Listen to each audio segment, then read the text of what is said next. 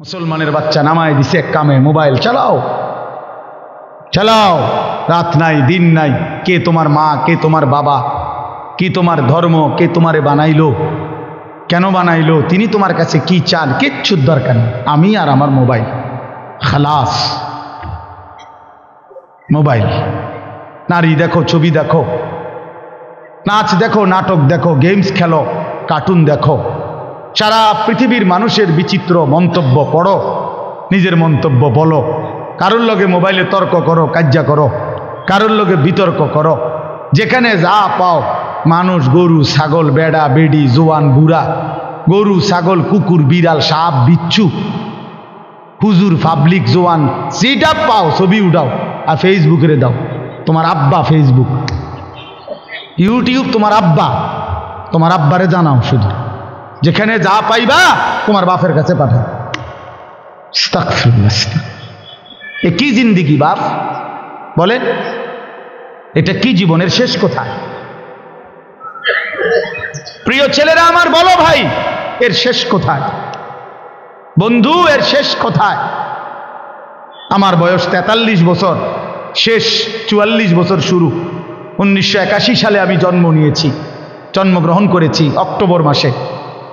আমার এই ছোট্ট জীবনে আমি টেলিগ্রাফ দেখছি, ডাক পিয়নের চিঠি দেখছি, ল্যান্ড ফোনের টেলিফোন দেখছি, ব্যাপক ফিতাওয়ালা ক্যাসেট দেখছি, সিডি চ্যাপ্টা চ্যাপ্টা ক্যাসেট দেখছি। চ্যাপ্টা চ্যাপ্টা যে পাতলা পাতলা এগুলো ছিল, তো এগুলো আসেনি অঞ্জয়ের ভাই, এগুলোতে একটাও নাই, ওগুলোতে একটাও নাই বন্ধু। আমার মাত্র 40 বছরের ব্যবধানে এতগুলো প্রযুক্তি পৃথিবীতে যদি হারায়া যায়, আগামী 30 বছরের ব্যবধানে দেখবা এগুলোও নাই, এগুলোও নাই বন্ধু। ইউটিউবও নাই, ফেসবুকও নাই। কিন্তু তোমার যেই বদ আমল লাগিয়া গেছে তোমার লগে, এটা নিয়েই তুমি হাসরের ময়দানে দাঁড়াইতে হবে। মোবাইলে না থাকবে না, কিন্তু তোমার নারী, ছবি, নর্তকী, জিনা ব্যভিচারের দৃশ্য, এগুলো শরীর থেকে, জীবন থেকে আলাদা করবা কেমনে? বলো ভাইয়া, রং তামাশার এই ফুর্তি আলাদা করবা কেমনে? পৃথিবীর এই প্রযুক্তি না পৃথিবীর মাটিতে থেকে যাবে, তা আমাকে তো আমার আমল নিয়ে হাসরের ময়দানে দাঁড়াইতে হবে, হবে না? কোরআন শরীফে আল্লাহ বলছেন, ওয়াজাদু মা আমিলু হাদিরা। আল্লাহ বলছে, বান্দা, তোমার সমস্ত আমল তুমি তোমার সামনে দেখবা। মা আমিলু, সব, হাদিরা, উপস্থিত। আল্লাহর কসম, কোরআনে আল্লাহ বলছে, ইন্নাস সামআ ওয়াল বাসারা ওয়াল ফুআদা কুল্লু উলাইকা কানা আনহু মাসউলা। আল্লাহ বলে, বান্দা, কানকেও আমি জিজ্ঞেস করব, কান বলো তুমি কি শুনেছ, চোখকে আমি জিজ্ঞেস করব, তুমি বলো কি দেখেছ, ওয়াল ফুআদা, অন্তরকেও আমি জিজ্ঞেস করব, তোমাকে নিয়ে বান্দা আমার কি ভেবেছে। এজন্য আমাদের প্রত্যেকের দিলের ভিতরের যেই ভাবনা, ভালো মন্দ, আমরা নারীকে নিয়ে ছবি দেখে, নর্তকী দেখে, উলঙ্গ দৃশ্য দেখে, রাস্তার বেপর্দা নারী দেখে কত অসৎ কল্পনা, কত অসভ্য নোংরা কল্পনা করছি দিলের মধ্যে। আল্লাহর কসম, রব্বে কাবার কসম, হাসরের ময়দানে দিল সেগুলো আল্লাহর কাছে সবার সামনে বলে দিবে। দিল বলে দিবে, আমারটাও বলে দিবে, আপনারটাও বলে দিবে। ইয়াউমা তুবলাস সারাইর, আল্লাহ বলে সেদিন গোপন বিষয়গুলো প্রকাশ করবে। ওয়া হুসসিলা মা ফিস সুদূর, আল্লাহ বলেন অন্তরের বিষয়গুলো খুলে দেওয়া হবে।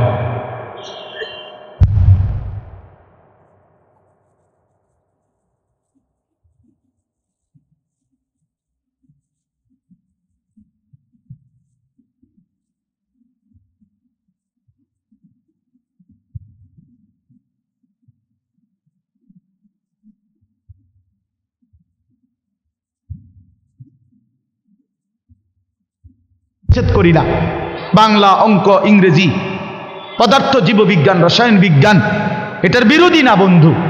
মেডিকেল, ইঞ্জিনিয়ারিং, কোনোটারই বিরোধী না, আল্লাহর কসম বিরোধী না। কিন্তু দুঃখ তো হলো এটা, তুমি আল্লাহ ভুলে গেলা কেন? দুনিয়ার জন্য তুমি এতগুলো পড়লা, তোমার বাপ তোমার এতগুলো পড়াইলা বন্ধু, কিন্তু তোমার কোরআন পড়াইলো না কেন? এটা কি বাংলা বইয়ের সমান মূল্যও নাই? এটা কি অঙ্ক বইয়ের সমান মূল্যও না? এটা কি পদার্থবিজ্ঞান বইয়ের সমান মূল্যও নাই? এটা কি ইংরেজি বইয়ের সমান মূল্যও নাই? এটা কি?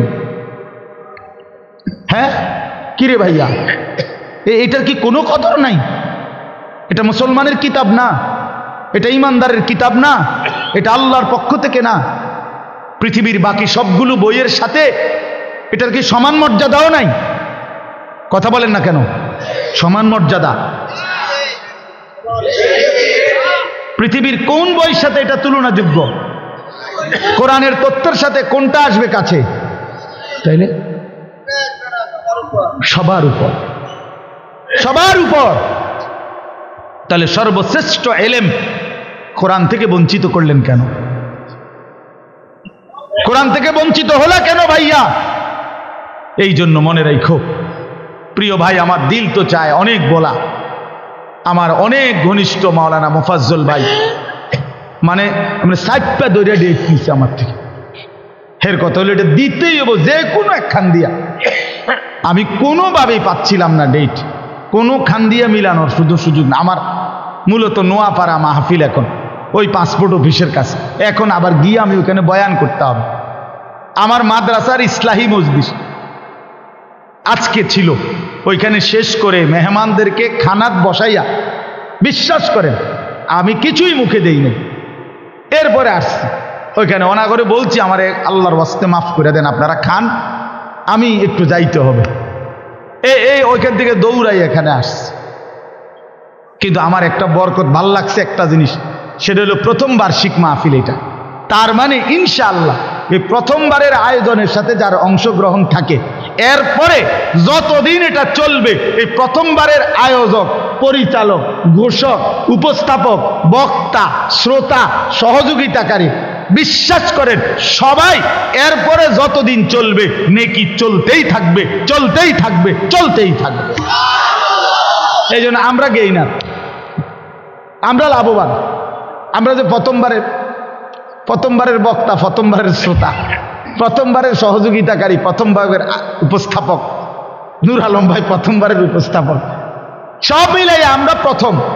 মান দাআ ইলা হুদান, আল্লাহ নবী সাল্লাল্লাহু আলাইহি সাল্লাম বলেন, যে হেদায়েতের দিকে কাউকে ডাকে, কল্যাণের দিকে ডাকে, কানা লাহু মিনাল আজরি মিসলু উজুরি মান তাবিআহু, পরবর্তীতে যত মানুষ তাকে অনুসরণ করে, আল্লাহর কসম নবী বলে প্রত্যেকের সমপরিমাণ নেকি আহ্বানকারীকে, এই উদ্বোধনকারীকে, আহ্বানকারীকে আল্লাহ তাআলা দিয়ে দিবেন। এই জন্য আজকে আমরা ডাকলাম, আমরা বললাম, শুরু করে দিলাম, এরপরে যত মানুষ আসবে, শুনবে, বলবে, ইনশাআল্লাহ আমাদের আমলনামায় নেকি আসতে থাকে। এই জন্য প্রথম বার্ষিক এই তাফসীরুল কোরআন মাহফিলে আমি আপনাদের কাছে শুধু এতটুকু অনুরোধ করি, আমি মেহেরবানি করে প্রিয় ভাই, আরেক দিন যদি আল্লাহ তৌফিক দেয়, হায়াতে বাঁচি, লম্বা সময়ের কোনো ডেট ইনশাআল্লাহ এক সময় দেব, আল্লাহ যদি তৌফিক দেয়। কিন্তু আমি আপনাদের কাছে অনুরোধ করছি, দয়া করে আজকে প্রথম কথা আমার এটা, অনেক নওজোয়ান ভাই, প্রিয় ভাই, সমস্ত কিশোর তরুণ নওজোয়ানের কাছে আমার অনুরোধ, দোস্ত একটা জিনিস মনে রাখবেন, কোরআন শরীফের একটা আয়াত আছে, অতিলকাল আইয়ামু নুদাবিলুহা বাইনান নাস। এটা খুব মনে রাখেন, কথাটা বোঝেন। আল্লাহ তাআলা বলছে পৃথিবীতে আমি আল্লাহ মানুষের অবস্থার পরিবর্তন করি, সবসময় এক অবস্থা থাকে না। হাসে তো কাঁদে, কাঁদে তো হাসে, এই রোদ তো বৃষ্টি, এই বৃষ্টি তো রোদ, এই আলো তো অন্ধকার, এই অন্ধকার তো আলো, ঠিক না? অবস্থার কি হয়? পরিবর্তন হয়, মানুষের হালাত পরিবর্তন হয়। তো পৃথিবীতে সেই উসমানী খেলাফত, মুসলমানদের শেষ খেলাফতের নাম হলো উসমানী খেলাফত।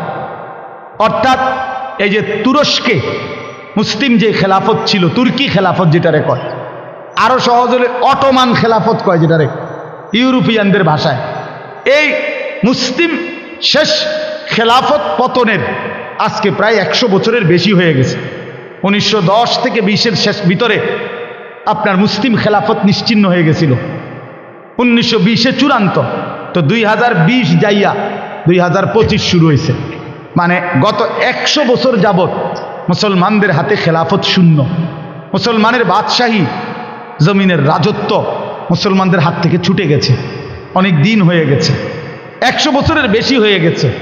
আর এইবার এই জন্য সমস্ত পৃথিবীর চিন্তাবিদ, গবেষক, আলেমদের কথা হলো, যেহেতু লম্বা একটা শতাব্দী পার হয়ে গেছে, মুসলিম নির্যাতিত, মজলুম হয়েছে, ইনশাআল্লাহ নতুন শতাব্দী, এবারের শতাব্দী ইনশাআল্লাহ এইবার ভোট দিলে এবার মালিকের ফয়সালা হবে, এটাই ইমানের বিজয় হবে, ইসলামের বিজয় হবে, কোরআনের বিজয় হবে ইনশাআল্লাহ।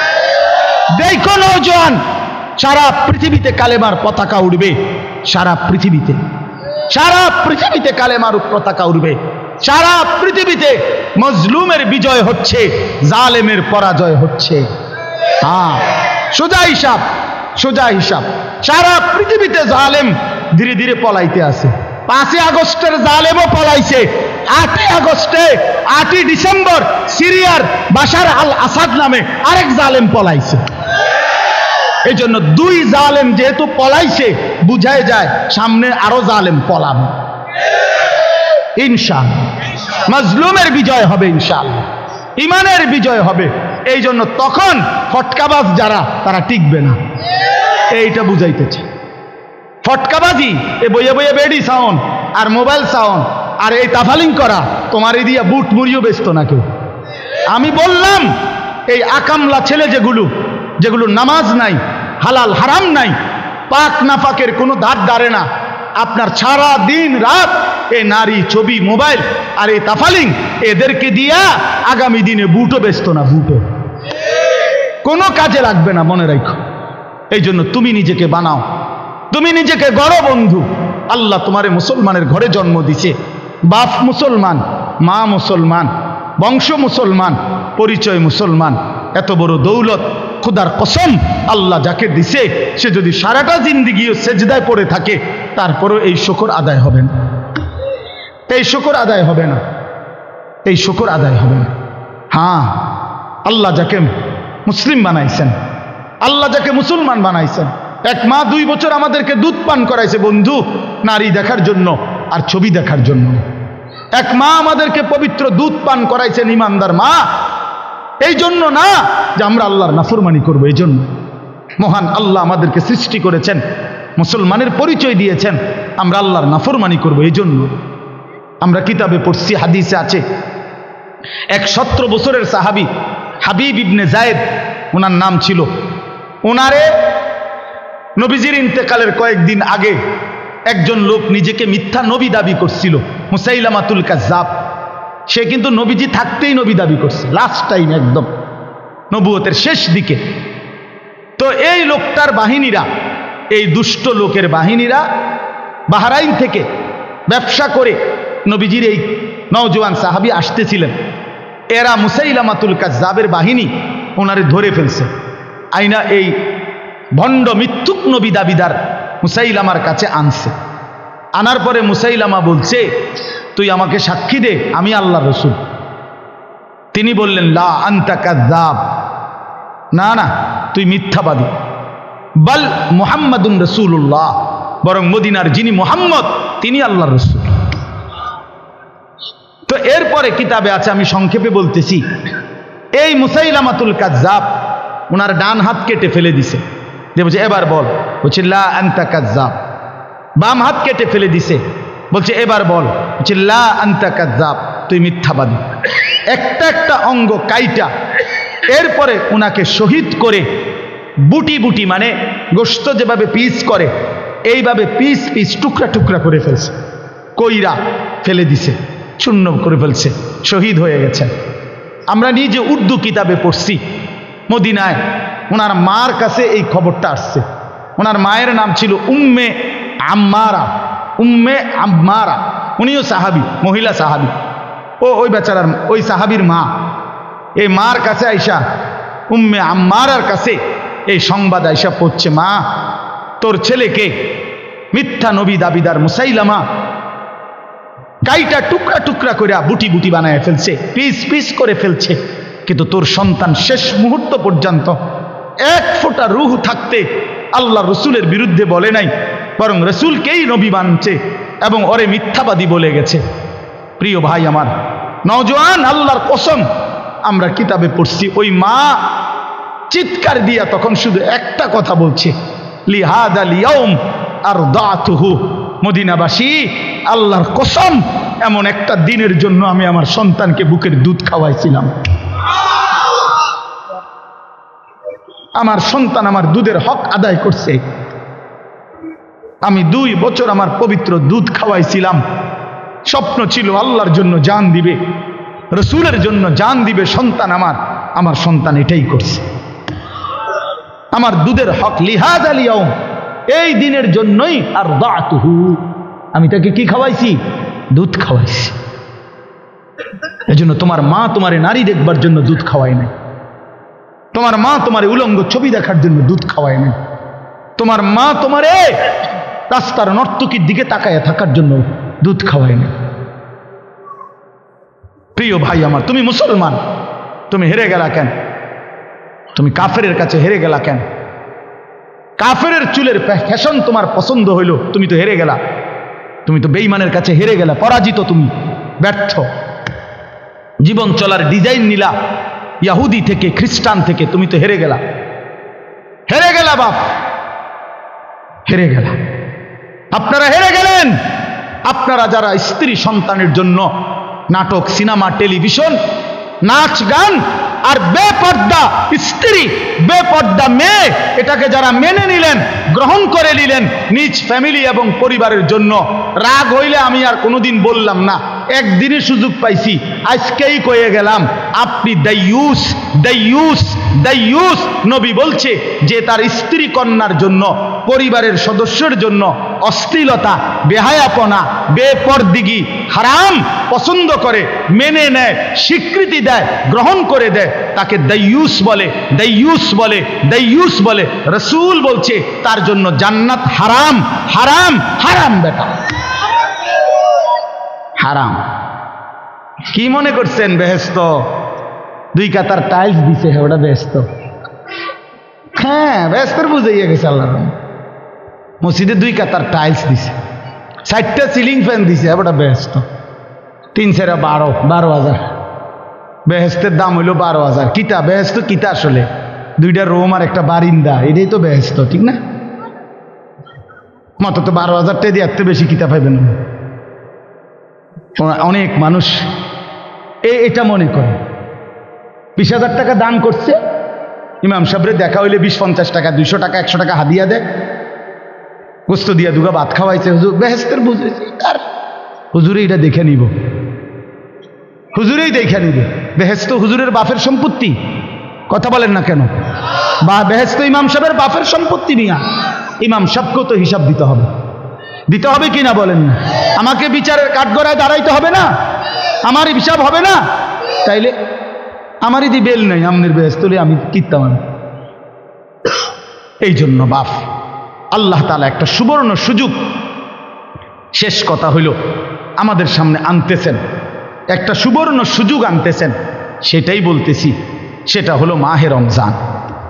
এক মুমিন যদি সিদ্ধান্ত নেয়, এক মুসলমান যদি সিদ্ধান্ত নেয়, আমি আমাকে বদলাবো, আমি আমার আখিরাতের জন্য নিজেকে গড়ব, আমার আল্লাহর হুকুমের অধীনে করব, আমার রসুলের জীবনের মতো চালাবো নিজেকে, আল্লাহর কসম একটা বড় সুবর্ণ সুযোগ মাহে রমজান।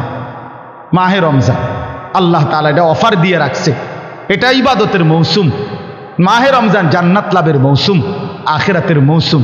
প্রিয় ভাই আমার, বন্ধু আমার, সিজন চিনতে হয়, মৌসুম চিনতে হয়, মৌসুম চিনতে হয়। সিজন আলুর, আপনি লাউ করলে হইতো না, কথা বুঝেন না? সামনে রোজার ঈদ, আপনি এনে গরু ছাগল বেচলে হইতো না। সিজন চিনতে হইব। আপনি মৌসুম কিসের? মৌসুম হইল কাপড় চোপড়, আপনি দিয়ে লইয়া বলছেন গরু ছাগল, কথা বুঝছেন না? সিজন চিনতে হয়, মৌসুম চিনতে হয়। পাকা ব্যবসায়ী সিজন ধরে যে এইটা আমগো সিজন, ব্যবসার সিজন, এটা আমগো মৌসুম। অভিজ্ঞ ব্যবসায়ী এটা বুঝে যে কখন কোনটার সিজন। অভিজ্ঞ কৃষক মৌসুম চিনে যে কোন মৌসুমে কোন তরকারি কি করতে হয়, করতে হয়, কথা বুঝছেন না? তো ইমানদারের মৌসুম, সিজন আখিরাতের জন্য, পরকালের জন্য মাহে রমজান। মাহে রমজান, এই জন্য এই শেষ কথা এটাই। আল্লাহ তাআলা বলেন, ইয়া আইয়ুহাল্লাযীনা আমানু, হে ঈমানদারগণ, কুতিবা আলাইকুমুস সিয়াম, তোমাদের উপরে রোজা ফরজ করা হলো। কামা কুতিবা আলাল্লাযীনা মিন ক্বাবলিকুম, তোমাদের পূর্ববর্তীদের উপরে যেমন ফরজ করা হয়েছিল। অনেক ব্যাখ্যা আছে, আপনারা ইমাম সাহেব থেকে দেখবেন, শুনবেন। আমি শুধু উৎসাহের জন্য বলছি, ধারাবাহিক বিস্তারিত তাফসির করার মতো সময় আমার নাই। এই জন্য আল্লাহ বলেন তোমাদের উপরে রোজা ফরজ করা হলো, তোমাদের পূর্ববর্তীদের উপরে রোজা ফরজ করা হয়েছিল।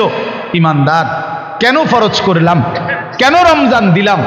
আল্লাহ বলেন তোমারে আমি জান্নাত দিতে চাই। ঈমানদার, তোমার জন্য আমি জান্নাত বানিয়েছি। আর জান্নাতের জন্য ঈমানদারের কাছে আরেকটা জিনিস লাগবে, সেটার নাম হলো তাকওয়া। যার কাছে ঈমান আছে, তাকওয়া আছে, খোদার কসম তার ঠিকানা জান্নাত। তো আল্লাহ বলেন ঈমান তো তোমারে আমিই দিলাম, এবার তোমারে রমজানটারে তুমি কদর কইরা এরপরে তুমি লাআল্লাকুম তাত্তাকুন, তোমারে আমি মুত্তাকি বানায় দিব। তো ঈমান আর মুত্তাকি তাকওয়া যখন অর্জিত হবে, তো ঈদের চাঁদ উঠতে উঠতেই তোমারে জান্নাতের ফ্লাইটে উড়াই দেব, ফ্লাইট উড়াই দেব। হ্যাঁ, পাসপোর্ট হয়ে যাবে রমজানের চাঁদ উঠলেই, আর ঈদের চাঁদ উঠলেই ভিসা লাগিয়ে যাবে। কথা বুঝছেন না? ঈদের চাঁদ উঠলেই কি লাগিয়ে যাবে? ভিসা লাগিয়ে যাবে। তো পাসপোর্ট আর ভিসার রেডি, তোমার জান্নাতের ফ্লাইট চালু। এই জন্য আল্লাহ বলছেন আমি তোমাকে মুত্তাকি বানাবো, তাকওয়া দান করব। এই জন্য প্রিয় ভাই আমার, বাপ আমার, বন্ধু আমার, নওজোয়ান সাথী, আমাদের অনেক শ্রদ্ধেয় আমার উস্তাদ, অসংখ্য অগণিত আলেমের উস্তাদ, বাংলাদেশের একজন বুজুর্গ আলেম, প্রখ্যাত একজন মুফতি, আল্লামা মুফতি মনিরুল হক কাসেমি হযরত দামাত বারাকাতুহুম এখন বয়ান করবেন ইনশাআল্লাহ। নওজোয়ান ভাই আর একটু সময়, হযরত লম্বা বয়ান করবে না, অল্প সময় বয়ান করবেন ইনশাআল্লাহ। এরপরে দোয়া করবেন।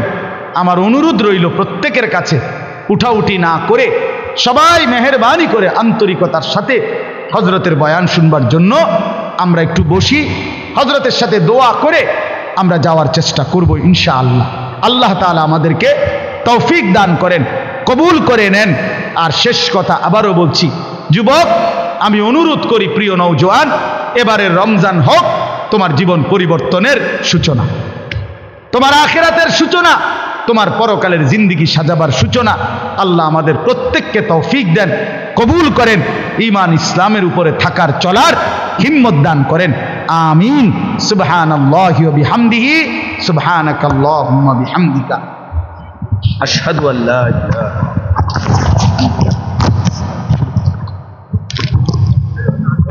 আলহামদুলিল্লাহ, মাশাআল্লাহ, বারাকাল্লাহ।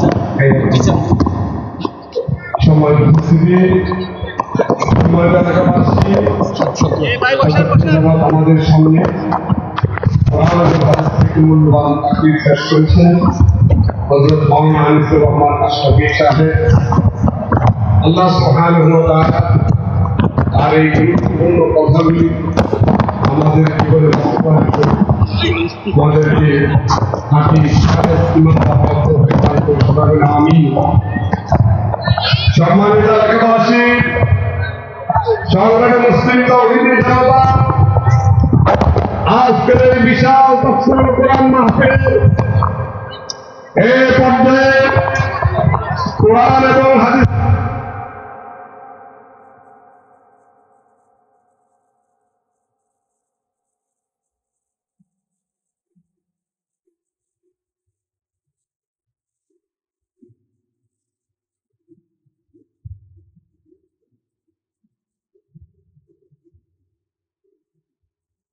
সবাই বলেন কার? গোলামের কাজ হলো মালিকের হুকুম মানা। কার হুকুম মানা? মালিকের হুকুম মানা। আর মালিকের কাজ হলো গোলামকে হুকুম দেওয়া। সুবহানাল্লাহ বলেন।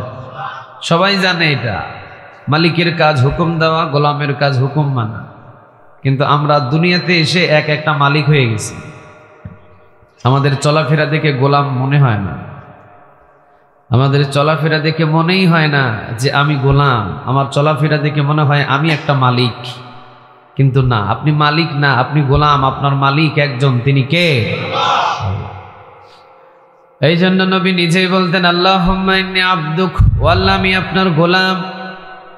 ওয়াবনু আবদিক, বান্দার ঘরের গোলাম। ওয়াবনু আমাতিক, বান্দির ঘরের গোলাম। নাসিয়াতি বিয়াদিক, আমার চুলের মুঠি গো আল্লাহ আপনার হাতের মুঠোয়, আপনি যেই দিকে টানবেন এই মুহাম্মদ ওই দিকে যাবে। সুবহানাল্লাহ বলেন। ও আল্লাহ আমি গোলাম, বান্দার ঘরের গোলাম, বান্দির ঘরের গোলাম, আমার 14 গোষ্ঠী গোলাম কার? দুনিয়াতে যতদিন পর্যন্ত আমরা যত মানুষকে দেখেছি, যত ক্ষমতাশীলদেরকে দেখেছি, যত শক্তিশালী ব্যক্তিদেরকে দেখেছি, যত দাপটওয়ালা চাপটওয়ালা এক একটা নেতাদেরকে দেখেছি, যত বড়ই নেতা হোক না কেন সমস্ত নেতাগুলো গোলাম। একজনের আওয়াজ দিয়ে বলেন তিনি কে? বাংলাদেশের প্রধানমন্ত্রী, উনি কার গোলাম? যদিও এখন নাই, কিন্তু গোলাম ছিলেন কার? আল্লাহ। এই জন্য আমি আগেই একটা কথা বলেছিলাম, চলাফেরা দেখে মনে হয় না গোলাম, সে মনে হয় একটা মালিক, কিন্তু আমরা সবাই গোলাম কার? আল্লাহ। বুঝেই না এটা। ক্ষমতা যখন পায় তখন মনে করে নিজে একটা কিছু মই কি হনুরে, তখন নিজেরে ভাবে মই কি হনুরে, আমার এক কথায় মানুষ ওঠে, আমার এক কথায় মানুষ বসে, আমি ইচ্ছা করলে কোরআনের মাহফিল বন্ধ করে দিব, ইচ্ছা করলে আমি মসজিদ ভেঙে দিব, ইচ্ছা করলে আমি আবার মসজিদ বানাবো, ইচ্ছা করলে আমি আলেমদের কবরে রশি লাগাবো, ইচ্ছা করলে আমি আলেমদের ফাঁসি দিয়ে দিব। আল্লাহ বলে তোর একটা ডিসিশন আছে আর আমি আল্লাহর ডিসিশন, আমি আল্লাহর ডিসিশনে তোকে দেশ ত্যাগ করাবো। তোর একটা ডিসিশন আর আমার ডিসিশন, তোরটা কার্যকর হয় না। তুই শুধু দুনিয়াতে জুলুমটাই করতে পারবি, কিন্তু কার্যকর হবে না। কার্যকর হবে একজনের আইন, আইনটা কার? এই জন্য আমি মাঝে মাঝে বলেছিলাম, সমন্বয়ক যত ছাত্র ছিল এদের চাওয়াটা ছিল একেবারে ছোট। এদের চাওয়াটা ছিল বড় না ছোট? ছোট। পদত্যাগ করেন, পদত্যাগ করেন, পদত্যাগ। আল্লাহ বললেন না, এদেরকে পদত্যাগ করলে লাভ হবে না। আমার আল্লাহ ডিসিশন হলো এদেরকে দেশ ত্যাগ করাতে চায়। সমন্বয়ক ছাত্রদের চাহিদা পদত্যাগ, আর আল্লাহর ডিসিশন কি ত্যাগ? কথা বলেন, কি ত্যাগ? দেশ ত্যাগ। কথা বললেন আপনারা কথা বলেন না কেন? কুমিল্লার মানুষ বাংলাদেশের এক নামে চিনে এই কুমিল্লাকে, যে কুমিল্লাটা হলো আলেমদের দেশ। সারা বিশ্ব চিনে যে কুমিল্লার ভূমিতে বড় বড় আলেমদের জন্ম হয়েছে। তো আপনারা কথা বলেন না কেন? হ্যাঁ, তাহলে তো মান ইজ্জত সব কমে যাবে। যেমন আমার বাড়ি, জন্মস্থান কিন্তু আমার রাজশাহী, অবস্থান যদিও ঢাকা, পাশাপাশি ফেনী, জুমার খুতবা দিয়ে থাকি ফেনী, কিন্তু জন্ম আমার হয়েছে রাজশাহীতে, লেখাপড়া প্রায় ঢাকাতে। তো আমরাও জানি কুমিল্লাতে আসলে চা দোকানে বসলেও আমাদের কথা বলতে ভয় লাগে। কেন লাগে জানেন? কারণ কুমিল্লার চা দোকানের উত্তরবঙ্গের ইমামদের চাইতে যোগ্যতা বেশি থাকে।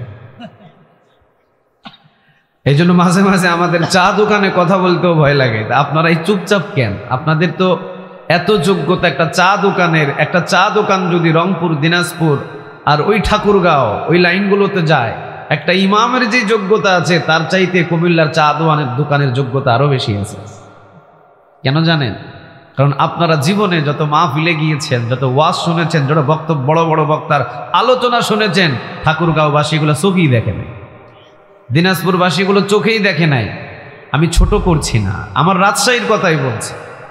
আমার রাজশাহীর অনেক ইমামের তেলাওয়াত শুনলে মনে হয় যে কুমিল্লা, নোয়াখালীর মুসল্লিদের তেলাওয়াত আরো ভালো। সূরাতুল ফাতিহায় তেলাওয়াত করে 10টা ভুল, আয়াত আছে কয়টা? 7টা। ভুল হয়েছে কয়টা? 10টা। আয়াতের চাইতে ভুলই বেশি। কিন্তু যখন এই কুমিল্লাবাসী আর যখন নোয়াখালীবাসী, সাধারণ চা দোকান আর ড্রাইভার, সিএনজি ড্রাইভার বলেন, অটো রিক্সা বলেন, যখন বলা হয় আপনি নামাজে যান, নামাজে যায়, নামাজ তেলাওয়াত করে, মধুর তেলাওয়াত, সুন্দর সহি। এবারে জিগাইলাম, কিরে ভাই তোর তেলাওয়াত এত সহি কে? কয় হুজুর ছোটবেলা, আমি এখন এসে না সিএনজি ড্রাইভিং করি, আমার ছোটবেলা বাপ মা পিডায়া আমার মাদ্রাসায় 10 বছর পড়াইছে। তাহলে বোঝা গেল চা দোকানে করলেও আর এককালীন এক যুগ মাদ্রাসায় কেটেছে। সেই কুমিল্লাতে আমি কথা বলছি আর আপনারা চুপচাপ, এটা কি সহ্য করা যায়? কথা বলেন, সহ্য করা যায়? দেখে আল্লাহর নামে 3টা তাকবীর দেন তো, লিল্লাহে তাকবীর। আরে কুমিল্লাবাসী একটু বুঝাইয়া দেন না যে আমরা আল্লাহরে কতটা ভালোবাসি। লিল্লাহে তাকবীর, নারে তাকবীর। ধৈর্য নিয়ে একটু বুঝতে হবে। কোরআন থেকে যদি আলোচনা শুনতে হয় তাড়াহুড়ো করা যাবে না। তাড়াহুড়ো করবেন? কোরআন তাড়াহুড়োর কিতাব, ওয়ারাত্তিলিল কুরআনা তারতিলা, তারতিব সহকারে তেলাওয়াত করার কথা বলেছেন তিনি কে? তাড়াহুড়ো করা যায় না, কোনো কাজ তাড়াহুড়ো করে সফলতা লাভ করা যায় না। একদিনে কি ডক্টরেট পাস করা যায়? একদিনে কি কামেল পাস করা যায়? একদিনে কি ডিগ্রি কমপ্লিট করা যায় না। ধীরে ধীরে ধীরে ধীরে আস্তে আস্তে উচ্চ মাকাম পর্যন্ত পুষতে হয়। মাগরিবের পর থেকে আমি দেখছি আপনারা আলোচনা শুনছেন। আমার আগে যে ভাই আলোচনা করলেন আব্দুল কাইয়ুম মিয়াজি ভাই, চমৎকার কথা বলেছেন। মানে কথা একটা আছে না, একই সুরে কয় মাসি? 2 মাসই বাজে না ওনার। প্রথম আসি বসলাম, দেখলাম এক কণ্ঠে আলোচনা শুনলাম, যেটা রিয়েল আব্দুল কাইয়ুম মিয়াজি ভাইয়ের আলোচনা বা আব্দুল কাইয়ুম মিয়াজি ভাইয়ের কণ্ঠ। একটু পরে দেখতেছি কি রে, মনে হইতেছে যুক্তিবাজি ওয়াজ করে। জিগাইলাম কি রে ভাই, আব্দুল কাইয়ুম মিয়াজি কি চলে গেছে? কয় না না হুজুর, আব্দুল কাইয়ুম মিয়াজি এখন যুক্তিবাদী হয়ে গেছে। তো এই জন্য চিন্তা করলাম যে একই কণ্ঠে 2 জনের আলোচনা করা, এটাও এক প্রকারের একটা নিয়ামত দিয়েছেন তিনি কে? অনেকে মনে করে যে কণ্ঠটাকে এই করে ফেলেছে, সেই করে ফেলেছে, নকল করে ফেলেছে। আরে আমি যদি আমার রাসূলের কণ্ঠ একবার শুনতাম, আমি সেটাকে নকল করতাম। এটা তো সবাই পারে না। সবার পক্ষে কি সম্ভব? কথা বলেন, সবার পক্ষে কি সম্ভব? না।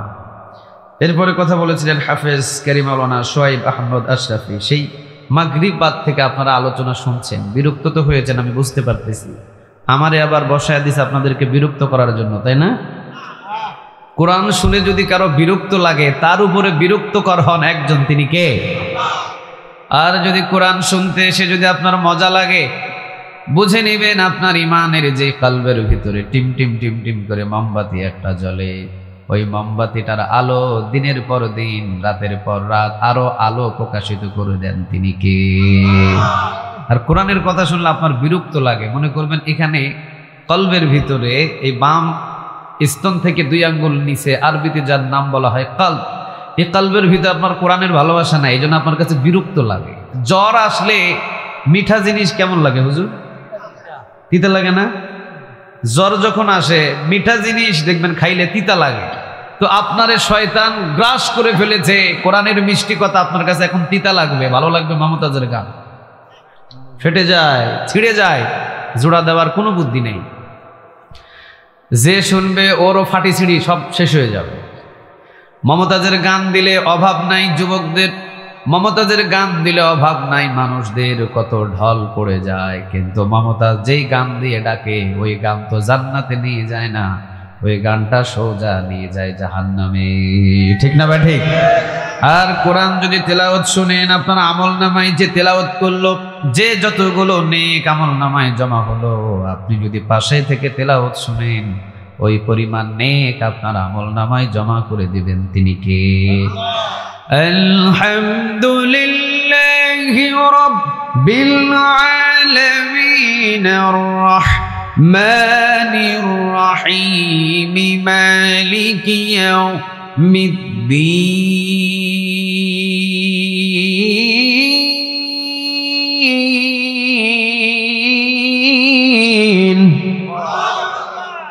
যত তেলাওয়াত শুনবেন আমল নামায় নেক দিয়ে ভারী এবং নেক দিয়ে ভরপুর করে দিবেন। একজন আওয়াজ দিয়ে বলেন তিনি কে? কোরআন। এরপরেও দেখবেন যে পাশে দোকানপাটে বহু মানুষ দাঁড়ানো নাই, কথা বলেন নাই? কপাল পুড়ে গেছে এগুলো। কতক্ষণ দোকানে বসে থাকা লাগে রে ভাই? দোকান তো বসাইছে আসর নামাজের সময়, এখন বাজে রাতের কয়টা? প্রায় 11টা। দোকানে কি এতক্ষণ কাজ লাগে? কথা বলেন, লাগে? লাগে। সাহাবীদের জমানায় দোকান এবং মসজিদ একই রকমে, দোকান এবং মসজিদ দুইটাই ছিল। কিন্তু তারা যখন দোকানে যেতেন, বাড়িতে এসে যখন খোঁজ নেওয়া হতো আমার ভাইটা কই, বলে দোকানে গেছে, কখন আসবে? এক্ষুনি, এখনই আসবে। আর যদি বাড়ি এসে খবর নিত আমার অমুক সাহাবী ভাইটা কই, ভিতর থেকে আওয়াজ আসতো মসজিদে গিয়েছে, কখন আসবে? ভিতর থেকে আওয়াজ আসতো কখন আসবে আমাদের জানা নাই, হয়তো তাহাজ্জুদ পড়েও নিজের ঘরে আসতে পারে। সুবহানাল্লাহ বলেন। আর আমাদের পরিস্থিতি, আমরা দোকানে গেলে, বাড়িতে এসে খবর নিলে, কই আব্দুল গফফার ভাই কই, কই দোকানে গেছে, কখন আসবে? কই নাও আসতে পারে। কথা কন না কেন? আর যদি মসজিদে যাই কোনো রকম জুমার নামাজ, আর যদি কোনো কেউ জিজ্ঞাসা করতে আসে আমার আব্দুল গফফার ভাই কই, কয় মসজিদে গেছে, কখন আসবে, কয় হেমিও তো সবার আগে বার হয়। মসজিদের শেষ কাতারের মুসল্লি বাইর হয় আগে না পরে? আগে। সবকিছু উল্টা পাল্টা চলছে আমাদের। নবী বলেছেন হাব্বুল বিলাদি ইলাল্লাহি মাসাজিদুহা ওয়া আবগাদুল বিলাদি ইলাল্লাহি আসওয়াকুহা। সব চাইতে ভালো জায়গাটা হলো মসজিদ, আর খারাপ জায়গাটা হলো বাজার। মসজিদ ভালো জায়গার কারণ আছে, এখানে কারণ আছে 5টা, আর বাজার খারাপ হওয়ার কারণ আছে 5টা। এগুলো তো বিস্তারিত আমার আলোচনা করার সময় নাই। প্রথম একটা মসজিদে 5টা কারণ আছে ভালো হওয়া। তার নম্বরে প্রথম নম্বরটা হলো মসজিদে ঢুকলে সমস্ত গুনাহ লেখা বন্ধ হয়ে যায়। সুবহানাল্লাহ বলতে পারলেন না? মসজিদে ঢুকলে জিকির হয় কার? লা ইলাহা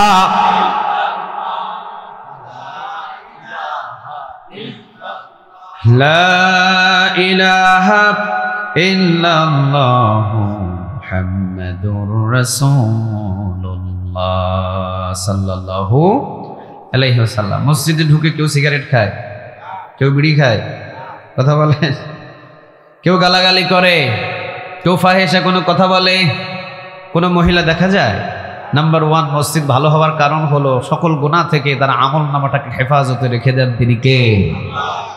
আর যখন বাজারে যাবেন তখন নাম্বার 1 শুরু হয়ে যায় গীবত। আমার বন্ধু অমুক, 2 বন্ধু, 3 বন্ধু বসার পরে শুরু হলো গীবত। ওর মা ভালো না, ওর বোন ভালো না, ওর স্ত্রী ভালো না, ওর এই ভালো না, ওর সব ভালো না। লাস্টে গিয়ে দেখা যায় তোমার ছেলের মাথায় হাত দিয়ে বলছি আমি কারো সাথে প্রেম প্রীতি পরকীয়া করি না।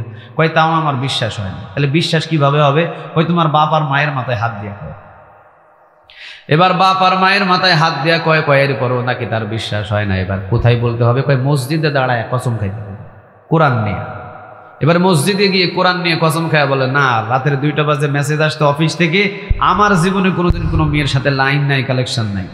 বারবার কয়, বারবার অবিশ্বাস করে, আর বারবার কসম খায়। তাহলে বোঝা যায় বিশ্বাস করানোর জন্য কসম খায় আমরা, আর আল্লাহ সুবহানাহু ওয়া তাআলা কসম খেয়েছেন এই জিনিসটার প্রতি মানুষের যাতে একটু গুরুত্ব আসে। সুবহানাল্লাহ বলেন। আল্লাহ কি মিথ্যা বলে? কথা বলেন না কেন? আল্লাহ কি মিথ্যা বলে? আল্লাহ মিথ্যা বলে না। আল্লাহ মিথ্যা যে আমি এই কথাটা বলেছি আপনারা বিশ্বাস করতেছেন না, এখন আল্লাহ কসম খায় বলতেছে যদি বিশ্বাস করেন। নো, বিষয়টা এমন না।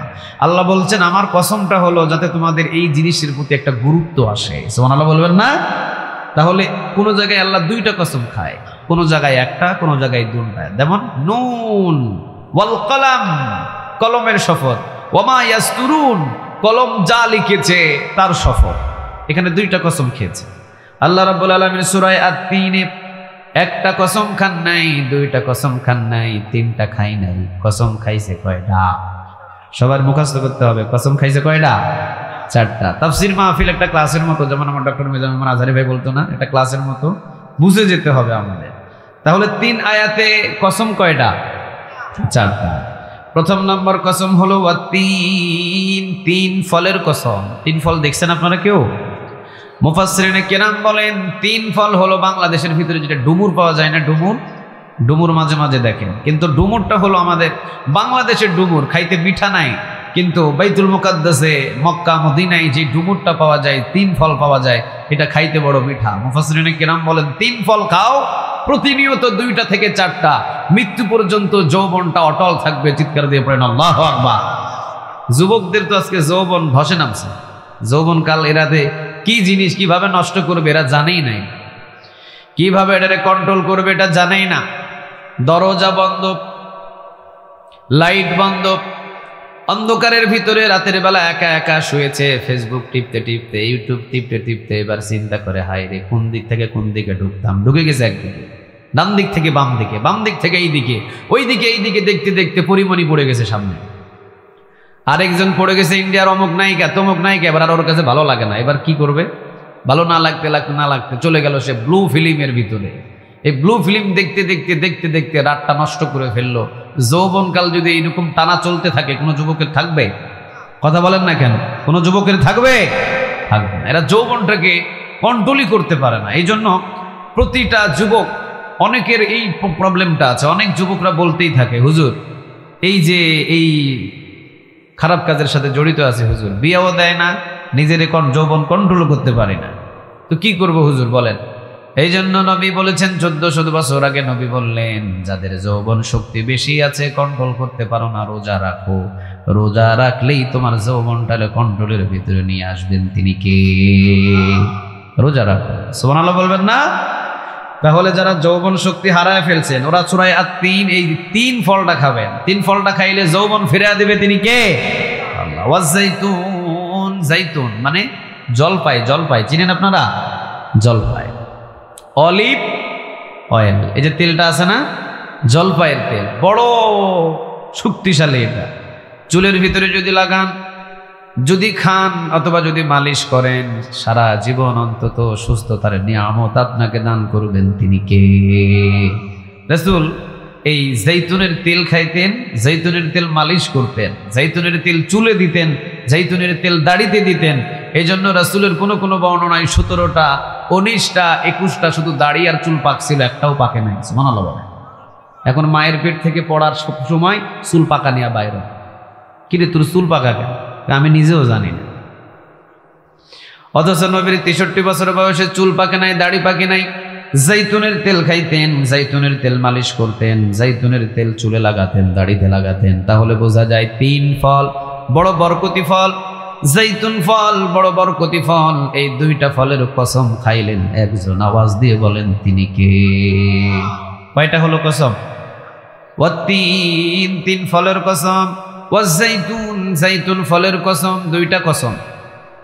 আল্লাহ রাব্বুল আলামিন এবার 2 নাম্বার আয়াতের ভিতরে একটা কসম খাইতেছেন। ওয়া তুর সিনিন, তুর পর্বতের কসম। মুসা আলাইহিস সালাম তুর পর্বতে উঠলেন আল্লাহ রাব্বুল আলামিনের সাথে কথা বলার জন্য। আল্লাহ বললেন, পয়গম্বর মুসা জুতাটা খোলো, এরপরে তুমি তুর পর্বতে পা বাড়াও। সুবহানাল্লাহ বলেন। জুতা খুলে যে তুর পর্বতে উঠতে হয়, এটা কি অপবিত্র না পবিত্র? কথা বলেন, অপবিত্র না পবিত্র? তাহলে তুর পর্বতের কসম আল্লাহ সুবহানাহু ওয়া তাআলা খাইলেন, যেখানে ওহী পাঠাতেন মুসা আলাইহিস সালামের কাছে। একজন আওয়াজ দিয়ে বলেন তিনি কে? আল্লাহ। 3টা কসম গেল। আল্লাহ এবার আরো গুরুত্ব দেওয়ার জন্য আরেকটা কসম খাচ্ছেন। ওয়া হাযাল বালাদিল আমিন।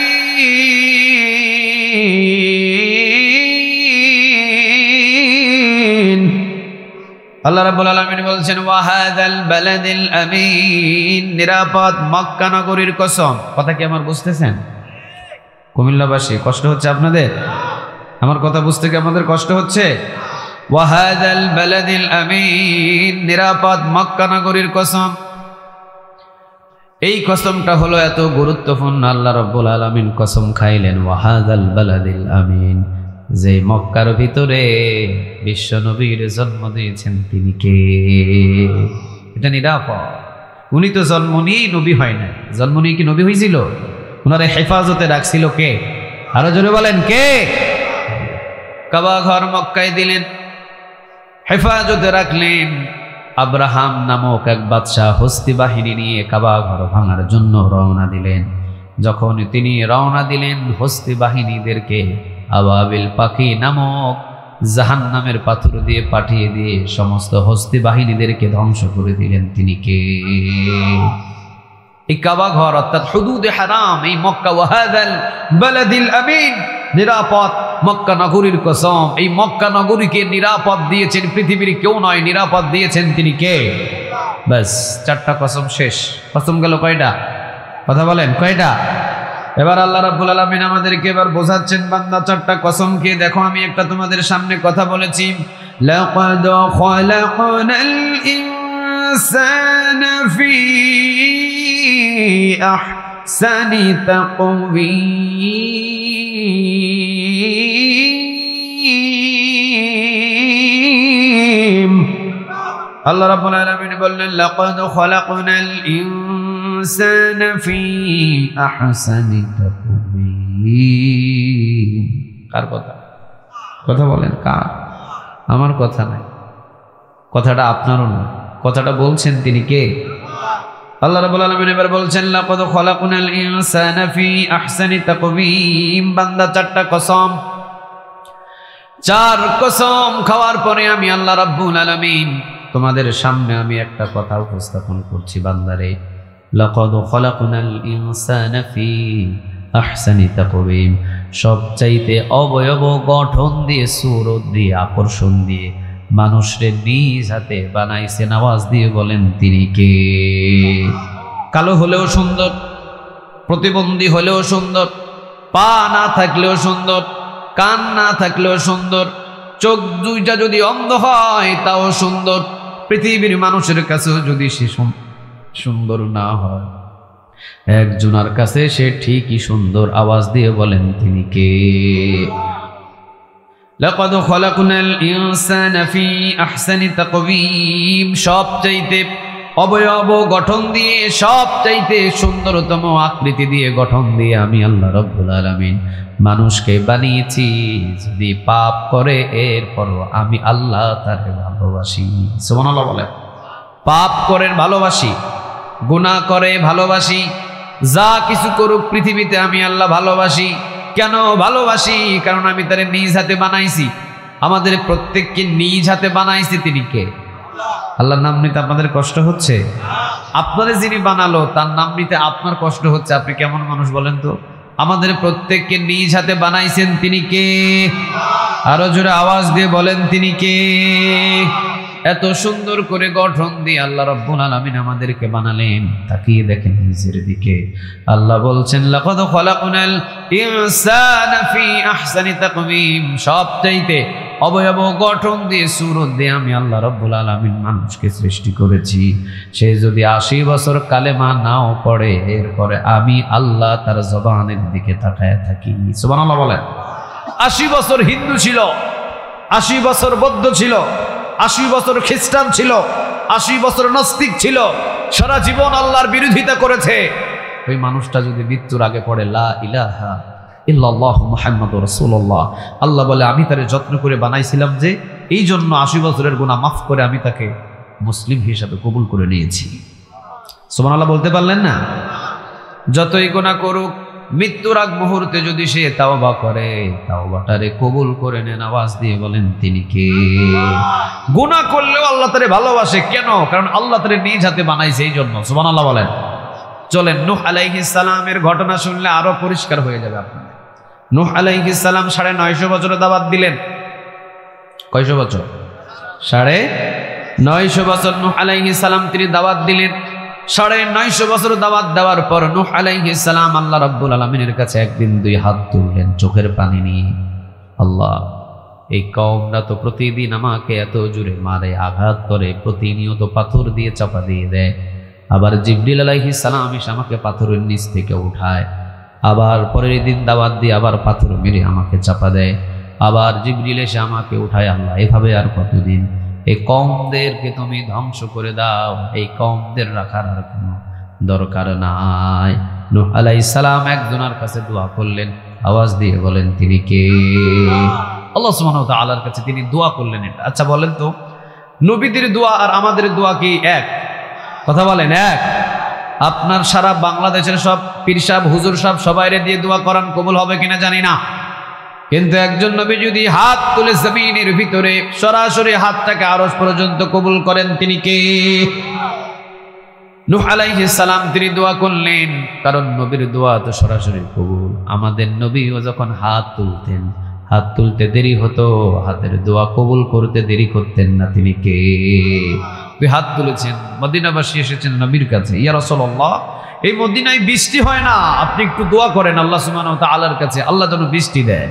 নবী এখন 2 হাত তুললেন, ইয়া রাব, বৃষ্টি তো পৃথিবীর কেউ দেয় না, কিছু কিছু জিনিস আল্লাহ রাব্বুল আলামিন নিজের কাছে রেখে দিয়েছেন। ইন্নাল্লাহা ইনদাহু ইলমুস সাআতি ওয়া ইউনাজ্জিলুল গায়সা ওয়া ইয়ালামু মা ফিল আরহাম ওয়া মা তাদরি নাফসুম মাযা তাকসিবু গাদা ওয়া মা তাদরি নাফসুম বিআইয়ি আরদিন তামুত।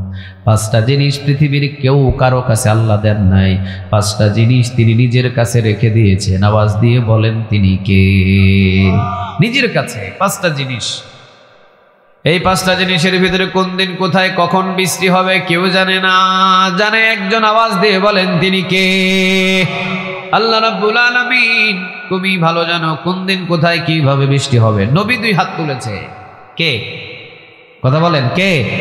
নবী। নাম কি? মুহাম্মদ সাল্লাল্লাহু আলাইহি ওয়াসাল্লাম।